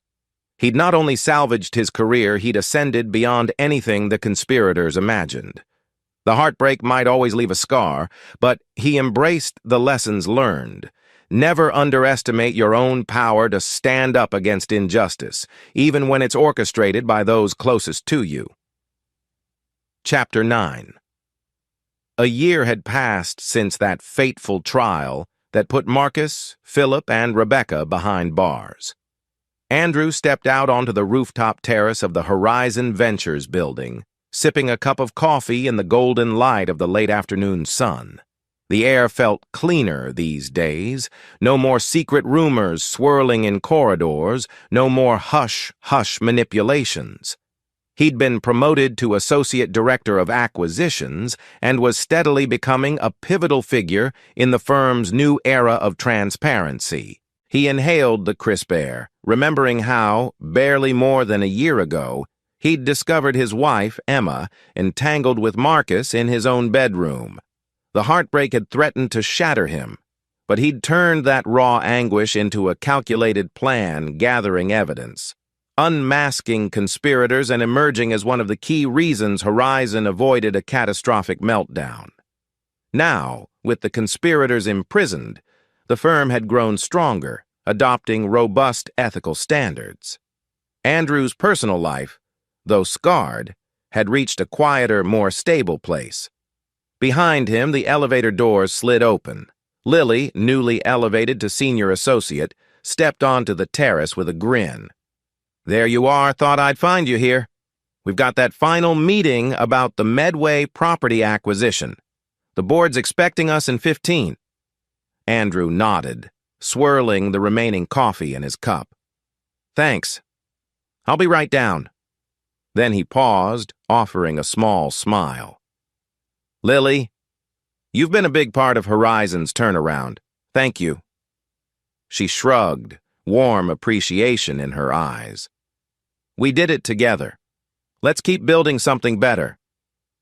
They headed downstairs to the executive conference room, where a handful of board members greeted them with easy camaraderie. Over the past months, Andrew had presented a series of forward-thinking proposals acquiring distressed assets ethically, ensuring no shady deals. This approach actually boosted Horizon's reputation post-scandal, drawing new investors eager for a clean private equity partner. Midway through the meeting, the board's chair, an older gentleman named Gerald, smiled at Andrew. "We'll wrap up soon, Andrew. But we have one more item, your performance review. We normally do these in private, but the board wanted to commend you publicly." Andrew's pulse quickened. Performance reviews once symbolized a dreaded ambush orchestrated by Marcus. Now it felt like a triumphant formality. Gerald continued, glancing at the others. "It's unanimous that you've not only excelled in acquisitions but contributed significantly to our cultural reforms. We'd like to extend an offer effective immediately. You'll be Director of Strategic Development. That's a new position, bridging acquisitions with compliance leadership." A round of applause filled the room. Andrew blinked, mind whirling. He'd advanced from an endangered analyst to a senior leadership role. The memory of Emma and Marcus belittling him behind his back flashed through his mind. They believed him too weak to resist. Yet here he stood, lauded by the board for integrity and skill. He cleared his throat. "I'm honored. Thank you for placing this trust in me. I won't disappoint." Gerald nodded warmly. "We know you won't. Your first project as director? Ensure we never fall into old habits. We'd like you to finalize a new code of conduct and training programs. Lily can assist, of course." Andrew glanced at Lily, who gave him a beaming thumbs up. He allowed himself a quiet, grateful smile. The conspirators' downfall was complete. Now the horizon lay wide open for Andrew to shape the future. In the weeks that followed, Andrew immersed himself in the new role. He engaged HR, compliance officers, and even external ethics consultants, crafting policies that thoroughly protected employees from exploitation. Lily served as a close lieutenant, bridging the gap between Andrew's strategic vision and practical implementation.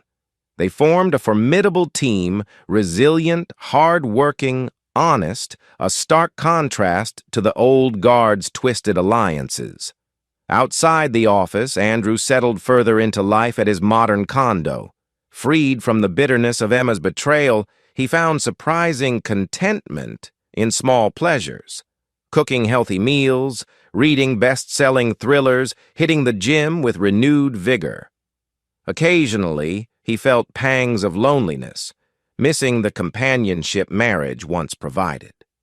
But he reminded himself how that marriage had crumbled into deceit. He'd rather be alone than in a toxic bond. Emma, meanwhile, drifted into near obscurity. Rumors suggested she'd taken a low-level assistant job at a small firm in another city. Andrew didn't pry. Their divorce was final, and he had no reason to maintain contact, though sometimes she sent texts hinting at regret or small updates about job hunts. He rarely replied, if ever. The heartbreak was too deep, the trust irreparably shattered. One late evening, Andrew scrolled through old photos on his phone, stumbling on pictures from their honeymoon in Greece, both of them smiling under bright Mediterranean skies, blissful and trusting. A faint ache squeezed his chest. He recognized that man he used to be, optimistic, naive about how manipulative corporate power could be. He felt sorrow for the love that once was, but no desire to rekindle it. He deleted the pictures, exhaling. A symbolic purge. In mid-autumn, Andrew received word that Marcus had made a last-ditch appeal from prison, claiming procedural errors in how evidence was obtained. The DA's office asked Andrew to reaffirm the chain of custody for the phone logs, texts, financial data. Andrew complied readily, forwarding the archived records. The appeal quickly fizzled, the judge dismissing it. Andrew felt a wave of satisfaction Marcus remained behind bars. The same went for Philip and Rebecca, each facing their own sentence. Their attorneys tried negotiation for reduced time, but the evidence was too strong. All told, their babalottery fiasco and blackmail attempts had become a prime example of corporate immorality in law school case studies. Ironically, with Andrew's thorough documentation as the star exhibit. Detective Reyes, the one who helped confirm Marcus's intimidation scheme, occasionally updated Andrew on minor details. A few additional charges, denials from the conspirators, but none of it threatened Andrew's position anymore. "They're just flailing," Reyes said in a phone call. "No real chance to overturn convictions." Andrew appreciated the closure, replying with a simple thanks. At times, Andrew found himself reflecting, what if I'd never discovered Emma's affair that day? Would I be roped into a colossal financial scandal? The thought chilled him. Betrayal had ironically saved him, forcing him to uncover the truth. On a personal front, Andrew started exploring new social connections. Lily occasionally teased him about jumping back into the dating pool. He chuckled, uncertain if he was ready. The scars of Emma's infidelity ran deep, and he valued his independence. Still, the notion of sharing his life with someone genuine, who admired his integrity rather than trying to manipulate him, felt appealing. He tried a handful of casual dates, some set up by friends, others through a low-key dating app. He insisted on honesty from the get-go, disclosing he'd come out of a messy divorce. Reactions varied. Some women found his story intriguing, others balked at the drama. Andrew took it lightly. If the right person emerged, she would appreciate his straightforward approach. Horizon's board, pleased with Andrew's success in restructuring compliance, offered him a seat on a newly formed Integrity Committee, a body that oversaw cross-department ethics. This further elevated Andrew's profile. The press occasionally described him as the conscience of Horizon, a phrase that made him smirk. He recognized the irony. Once a near victim of scandal, now a champion preventing it. One breezy afternoon, Andrew stepped into the newly renovated 30th floor lounge, once the domain of Marcus and his cronies, now repurposed into a collaborative space. He gazed out the tall windows, feeling a sense of full-circle redemption. The phone in his pocket vibrated a text from Lily. "Congrats again on the Integrity Committee seat. You're unstoppable." He typed back, "Thanks. Couldn't have done it without your help." Then pocketed his phone and resumed his quiet reflection. Night fell, and Andrew found himself alone in the lounge. City lights shimmering below. He recalled the earliest days, discovering Emma's betrayal, feeling the raw, acidic heartbreak. Yet from that chaos, he'd crafted a meticulous revenge plan, gathering data, flipping the conspirators' scheme on them. He'd not only survived, but thrived, preserving his career, forging new paths at Horizon, ensuring justice was served. He raised a glass of water in a silent toast to the reflection in the window himself. He was no longer that naive newlywed, no longer overshadowed by manipulative superiors. He was Andrew Dawson, unstoppable. And if Emma ever truly regrets her choices, that's her burden to bear. This was the end of one chapter. Another was beginning, one built on the foundation of unwavering self-respect, cunning intellect, and a heart tested by betrayal, yet not embittered by it. He turned off the lounge lights, stepping away from the window, descending into the building's quiet halls, ready for tomorrow, for every new challenge that came his way. Chapter 10. A crisp winter breeze swept through the city streets, carrying hints of the approaching holiday season. Andrew, wrapped in a tailored overcoat, walked toward the upscale restaurant where the Horizon Ventures holiday party was taking place. This year's celebration felt markedly different, no overshadowing sense of dread or hidden tension. The old conspirators were gone, their power crushed under the weight of legal judgments. The new leadership was forging a friendlier, transparent environment. Inside, the restaurant buzzed with lively chatter, employees exchanging holiday cheer. Andrew navigated the crowd, shaking hands with colleagues who offered thanks for his role in cleaning house. He graciously deflected praise, wanting everyone to share in the sense of renewal. Lily, wearing a festive silver dress, waved him over to a corner table. They sipped hot spiced cider, Lily teasing him about his new director role. "So how does it feel to have your name on an office door that used to belong to a scumbag partner?" He grinned, replying, "Oddly satisfying, though I did request we repaint the entire space first." Midway through the evening, the CEO, flanked by a few board members, tapped a spoon against a glass, calling for attention. He delivered a brief speech about Horizon's bright future, referencing the adversity they'd overcome.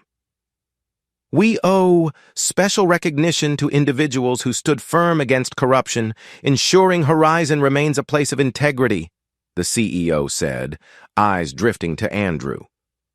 Applause broke out. Andrew felt an internal rush of gratitude. Not so long ago, he'd been the battered spouse discovering monstrous betrayals. Now, he was recognized publicly as the moral center. The CEO concluded the speech by announcing a new philanthropic initiative, with Andrew co-chairing the committee. Lily gave him a playful elbow nudge, murmuring, "They can't get enough of you, Mr. Hero." He chuckled softly. As the night progressed, Andrew made rounds, exchanging holiday wishes. He paused by the dessert buffet, scanning the sea of employees. Many had joined after the scandal, bright-eyed recruits who knew only the improved Horizon. He was glad the stench of the conspirators was gone. Yet occasionally, he caught glimpses of older staff who'd once looked at him pityingly, now smiling in genuine camaraderie. At one point, he overheard two junior analysts whispering about the fiasco last year. "That's Andrew Dawson, he's the one who exposed the criminal VPs, right?" The other replied, "Yep, he's the reason we didn't all lose our jobs." Andrew pretended not to hear, but inside he felt a surge of quiet pride. Later, Andrew and Lily slipped outside for a breath of fresh air, stepping onto the restaurant's balcony overlooking the bustling city. Lily smiled warmly. "I've seen you transform, Andrew. From that day, you discovered Emma's betrayal until now it's like you're a whole new person."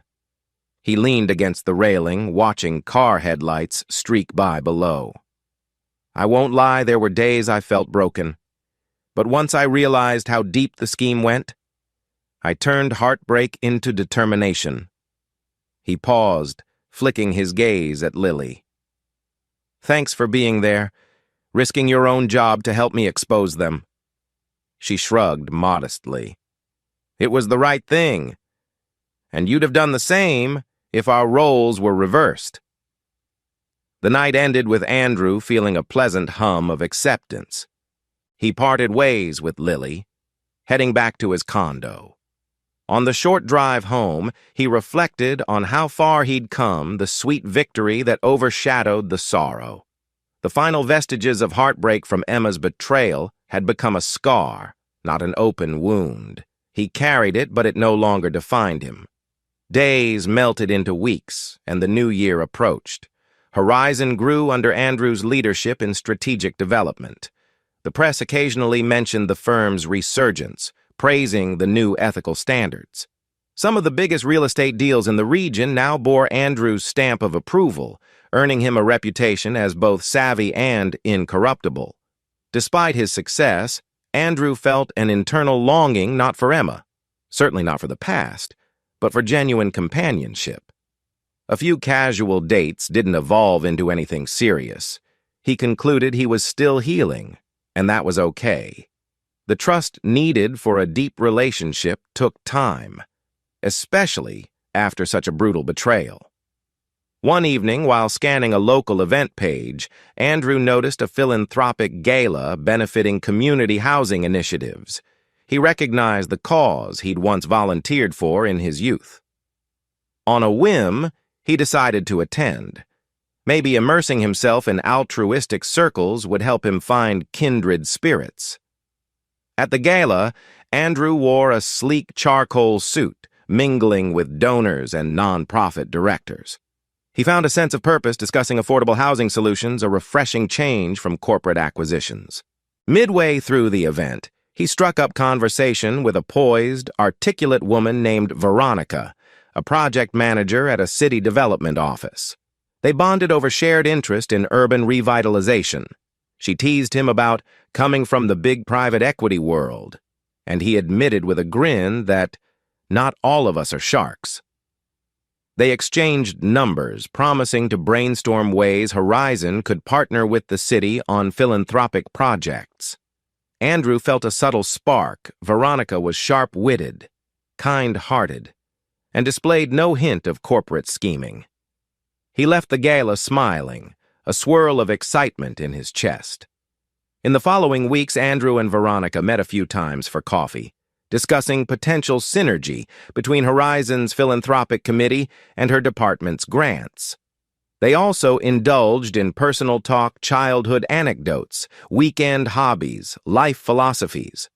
Andrew found himself drawn to her sincerity and grounded nature. While cautious, he sensed he might be ready to dip his toe into something real. One evening, after a productive meeting, they lingered in a cozy cafe. Veronica asked gently, "I know you're divorced. Mind if I ask what happened?" Andrew hesitated, but recognized her earnestness. He offered a condensed version of Emma's affair and the corporate scheme. Veronica listened with empathetic shock, then lightly placed a hand on his. "That's intense. I'm sorry you went through that, but I respect how you stood your ground." Over the next few months, their friendship blossomed into a comfortable companionship. They attended a local art fair together, cooked dinner at Veronica's apartment, discussing everything from favorite movies to city planning. Andrew felt a warmth he hadn't experienced in a long time, genuine, unforced companionship, free from hidden agendas. Meanwhile, the last remnants of the conspirators' saga unraveled. Marcus's final appeal was denied. Philip and Rebecca served their sentences quietly. Emma, from what Andrew heard, had drifted from job to job in a neighboring state. She no longer pestered him. He silently wished her to find a better path someday, but had no desire to reconnect. The day arrived when Andrew's old marital apartment sale closed. The final check arrived in Andrew's bank account, allocated entirely to him per the divorce settlement. He used part to donate to the non-profit fostering housing programs of fitting close to the House of Betrayal. Standing outside the now-sold apartment building, Andrew watched movers haul away a last box. He exhaled, feeling the final chord of his old life snip away. Emma was gone, the conspirators imprisoned. He was free to write his next chapter unburdened by deceit. That evening, he invited Lily, a few close colleagues, and Veronica to a modest gathering at his condo. They toasted his official closure of the past, celebrating how Andrew had conquered the darkest betrayal. As the night wound down, Andrew stood on the balcony, gazing at the city lights with Veronica at his side. She slipped her hand into his, offering a gentle squeeze.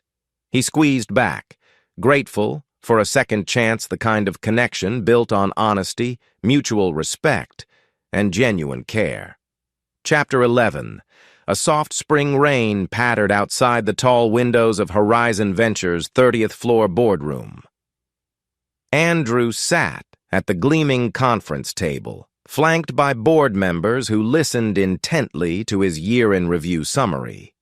It had been nearly 18 months since the meltdown of the old guard, and the company thrived under its new ethical framework. Andrew's strategic acquisitions catapulted Horizon into a top-tier real estate investment firm, with a sterling reputation a far cry from the scandal-plagued rumor mill of the past. Finishing his presentation, he nodded to the board. In the next quarter, we can finalize the London expansion, forging a stable foothold in the European market. Compliance protocols are fully integrated, ensuring no repeat of previous corruption. The board members applauded, some shaking his hand. A wave of pride and relief coursed through him. The board chair, Gerald, rose. Andrew, on behalf of everyone here, thank you. We wanted to add one more note. We're awarding you a special leadership bonus, acknowledging not just your performance, but your integrity. Congratulations. He handed Andrew a formal letter. Andrew skimmed at a substantial financial bonus, plus an invitation to join the board as a non-equity partner. Andrew's heart pounded with excitement and gratitude. He'd come a long way from the overshadowed analyst, who was nearly framed by Emma and her lovers. He accepted graciously, trying to remain humble. Lily, sitting at the side, flashed him a proud smile. He gave her a subtle nod, both remembering how he'd been harassed, manipulated, threatened, yet emerged unbreakable. After the meeting, Andrew strolled into the corridor where Lily caught up to him. She practically squealed in delight, hugging him lightly. Partner status? That's huge, Andrew. He chuckled, a bit flustered by her enthusiasm. It's surreal. And to think they once tried to sabotage me out of this firm. Lily grinned. They all rotted in jail or left in disgrace while you lead us into the future. Poetic justice. Andrew allowed himself a brief laugh. Exactly. Let's keep building a better environment here. His personal life blossomed further, too. He and Veronica had been dating steadily for several months. She appreciated his honesty about past wounds. He admired her dedication to public service. On weekends, they explored nature trails or visited local festivals. The question of moving in together hovered in the air, though they took it slow. Andrew had no desire to rush into cohabitation after the shock of Emma's betrayal. But he recognized a difference. Veronica offered no illusions or hidden agendas. She was sincere, the opposite of Emma's manipulations. One mild Saturday afternoon, Andrew and Veronica attended a local charity run. As they jogged side by side, Andrew realized how content he felt, relaxed, confident, emotionally free. After the run, they collapsed on the grass, panting, sharing laughter about comedic moments on the course. Veronica teased him about his hero whistleblower label from the media. He shrugged it off, though a flicker of pride remained. I just did what was necessary, he said softly. Even so, shadows of the past occasionally nudged him Marcus's smug grin, Emma beckoning him while secretly planning betrayal, Rebecca's threats about painting him abusive. In therapy sessions, which he continued sporadically, he worked on releasing lingering anger. The therapist praised him for turning traumatic experiences into constructive outcomes. Andrew, once reticent, now opened up about how the betrayal forced me to truly define my boundaries. Never again will I ignore red flags or surrender my self-respect. By the time spring shifted into early summer, Andrew felt his life was stable and fulfilling. A thriving career, a blossoming relationship with Veronica, supportive friendships like Lily. He considered that, in some twisted sense, Emma and her conspirators had inadvertently propelled him to greatness. The irony wasn't lost on him. One day, returning home, Andrew discovered a plain envelope in his mail pile. The return address was from a prison facility. His pulse lurched. Marcus, or one of the others. Opening it, he found a handwritten letter from Rebecca. The tone was a bizarre mix of regret and desperation. Andrew, I know I have no right to ask, but I'm seeking a letter of partial clemency. If you'd speak to the parole board about my lesser role, it might reduce my time. I made mistakes, yes, but I wasn't the mastermind, Rebecca. Andrew felt a twinge of disgust. So now she wanted mercy, months after orchestrating malicious stunts? He tossed the letter aside, unmoved. He neither answered nor forwarded it. Let her remain in prison. She deserved it. That weekend, Andrew recounted the letter to Veronica and Lily while they sipped coffee at Lily's apartment. Veronica's brow furrowed. That's galling. She wants you to help her out of prison after what she did to you? Lily snorted. Unbelievable nerve. Andrew nodded. I guess desperation sets in when they're behind bars. I have no intention of helping. They changed the subject, discussing more cheerful topics: Veronica's city planning conference, Lily's new managerial duties. The conversation felt easy, a far cry from the anxious hush that once dominated Andrew's life. In the corporate realm, Andrew steered Horizon Ventures into new acquisitions that soared, garnering positive press. The board recognized his steady leadership, naming him to the executive committee. At the year-end results meeting, the CFO publicly credited Andrew for restoring trust among investors, referencing the scandal he exposed. Andrew downplayed the personal angle, focusing on the firm's collective achievements. But privately, he acknowledged how deeply fulfilling it was to redeem the organization that nearly destroyed him. Outside business hours, he continued philanthropic engagements, sometimes with Veronica. They volunteered at a youth mentorship program, teaching financial literacy to underprivileged teens. Andrew found a quiet joy in guiding them, a far cry from the cutthroat manipulations of the conspirators. One rainy afternoon, Andrew stepped into a downtown bookstore to grab a coffee. As he browsed, a voice behind him whispered, "Andrew." He turned to see Emma standing under an umbrella near the entrance. She looked thin, hair cut short, eyes carrying sadness. He froze, tension rising. Emma offered a shaky smile. "Hey, I didn't expect to see you here." He forced calm. "Likewise." She fidgeted, stammering that she was in town for a job interview, staying with a cousin. Her gaze flicked over him. "You look good. Happier." He gave a curt nod. "I am." An awkward silence stretched. She murmured, "I'm sorry about everything. I know I said it before, but I truly regret losing you."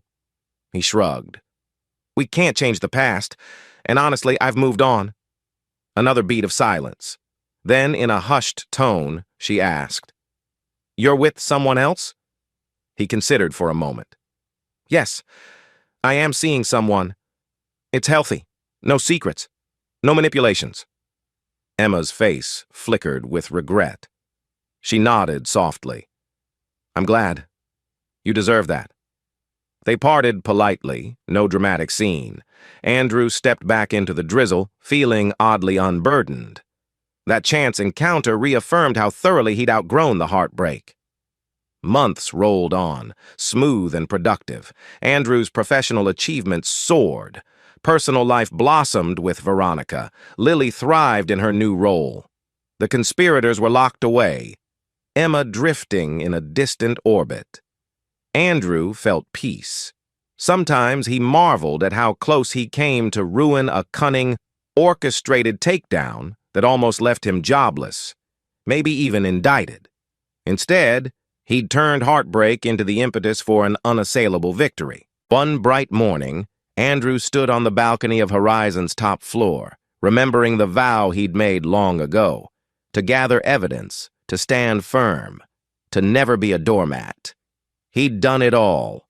The conspirators faced just punishment, the firm soared, and he was free. With a final sip of coffee, he closed his eyes, letting gratitude wash over him.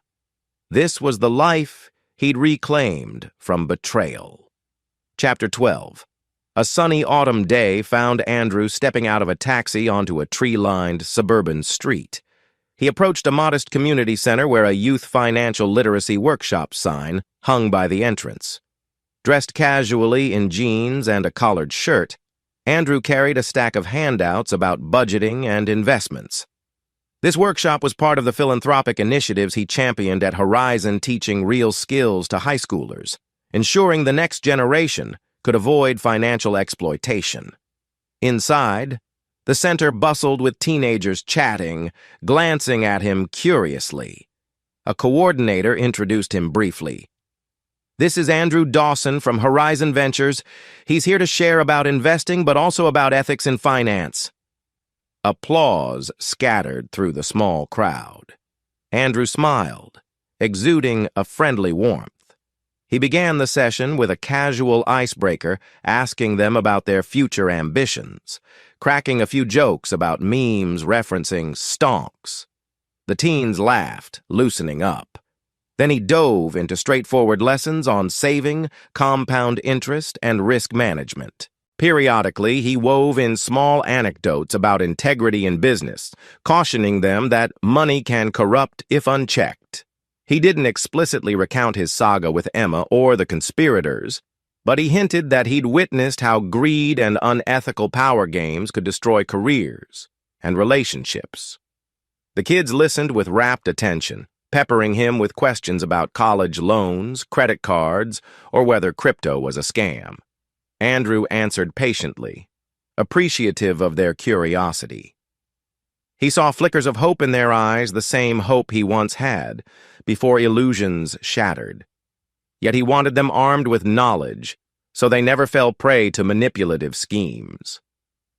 Afterwards, as the teens filtered out, a few lingered to thank him personally. One shy boy, about 15, murmured, "I never realized adults could be so corrupt in business. You make me want to do things right." Andrew gave a small nod, heart warmed. "That's the goal, kid. Stay honest, work hard, and don't let anyone pressure you into shady stuff." The boy smiled, inspired. Andrew felt a surge of quiet fulfillment. He was packing up handouts when the coordinator, a kindly older woman named Mrs. Whitaker, approached. "Thank you, Andrew. We rarely get such genuine talks. Your sincerity shows." He offered a grateful smile. "It's the least I can do." He left the community center feeling a buoyant energy. Returning to Horizon, he recounted the workshop's success to Lily, who teased him about adding motivational speaker to his resume. He only laughed, saying it was a passion project. Later that afternoon, he convened a small gathering of the compliance team. They were finalizing a new code of conduct. Andrew stressed how employees must feel safe reporting questionable behavior, referencing how his own ordeal might have been prevented if robust channels existed. The team listened intently, eager to help shape a healthier corporate culture. Evening rolled in, and Andrew found himself at a quiet wine bar with Veronica. They sat at a cozy table in the corner, candlelight flickering on their glasses of red wine. Conversation flowed easily, from city planning updates to personal anecdotes. She leaned forward, smiling.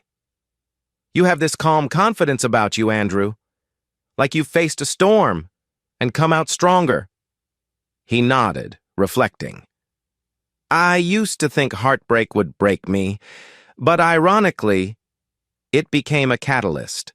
I discovered how cunning I could be when pushed. And I guess I overcame something massive." Veronica reached across the table, gently grasping his hand. "You're extraordinary. I don't say that lightly." A flush of warmth filled him. He sipped his wine, returning her tender gaze with gratefulness. After all the chaos, a moment of genuine affection felt like a gift he wasn't sure he'd ever trust again. But Veronica's eyes held no lies, just honest interest. A few days later, Andrew received a text from an old college friend who'd read about his role in the Horizon scandal. The friend invited him to a small reunion gathering at a local bar. Eager to reconnect with simpler times, Andrew agreed. That evening, he strolled into the nostalgic campus area bar, greeted by cheerful shouts of "Andrew" from half a dozen old peers. They swapped updates: who got married, who had kids, who pivoted careers. Eventually, Andrew summarized his insane year.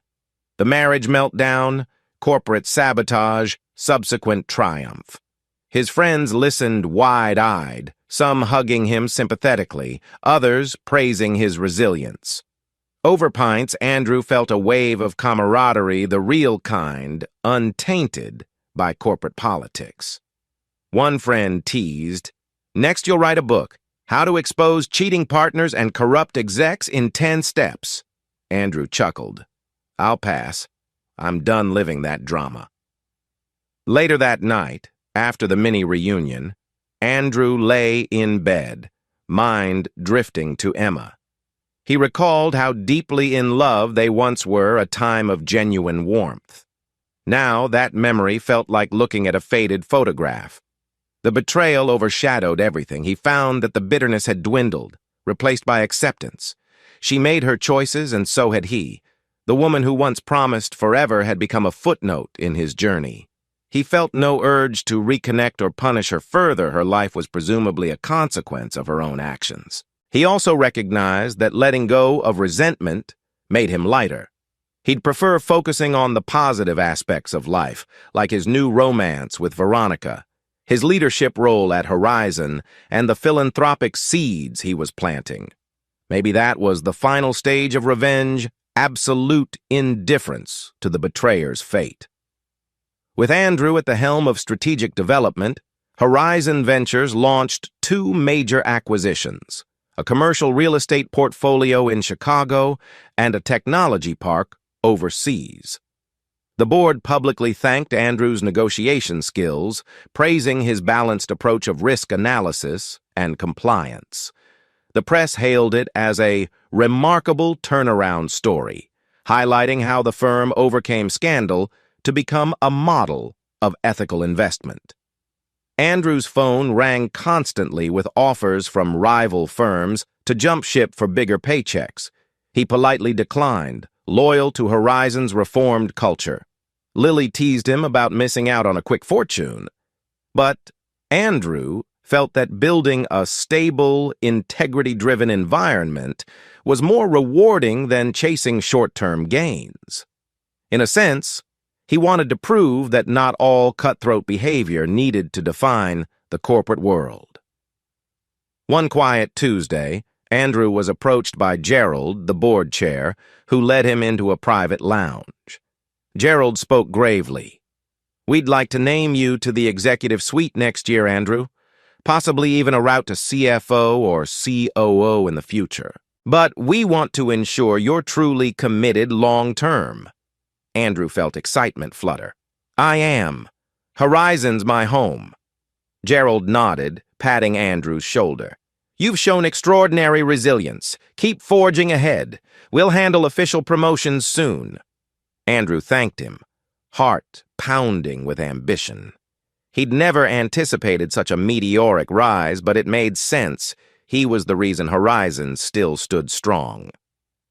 After Gerald left, Andrew sat alone, absorbing the magnitude, from nearly being framed to potentially running the firm's highest operations. A slow smile spread. As the months rolled forward, Andrew found an equilibrium: professional success, personal growth, new love. The conspirators languished in prison with no chance of immediate release. Emma lived a distant life, presumably scraping by, rarely reaching out. Horizon soared under ethical reforms. Andrew kept investing in philanthropic causes, sometimes joined by Veronica. He discovered a peace deeper than mere vengeance, a sense that he'd reclaimed his dignity, shaped his destiny, and used cunning for good. One balmy summer night, Andrew hosted a small dinner at his condo. Lily, Veronica, and a couple of close colleagues from Horizon sat around his dining table, enjoying wine and lively conversation. As he cleared plates, Lily teased about the big boss Andrew now, while Veronica softly squeezed his arm, laughter dancing in her eyes. Andrew gazed around at the warm circle, feeling an overwhelming gratitude. He'd survived betrayal, exposed a conspiracy, and ended up with genuine companionship and respect. After everyone left, he stepped onto his balcony alone, gazing at the starlit sky. Memories of heartbreak flickered, but no pain accompanied them. Instead, he whispered a quiet vow. Never again would he let anyone diminish his worth, no matter how close they stood. And if new challenges arose, he'd face them with the same sharp mind and unshakable moral compass. In that tranquil moment, Andrew realized that revenge had long since transformed into something more enduring. Self-empowerment, healing, and forging a future free from toxic illusions. He sipped a final glass of water, closed his eyes, and listened to the city's hum, secure in the knowledge that he'd not only won the war, but emerged stronger, kinder, and fully free.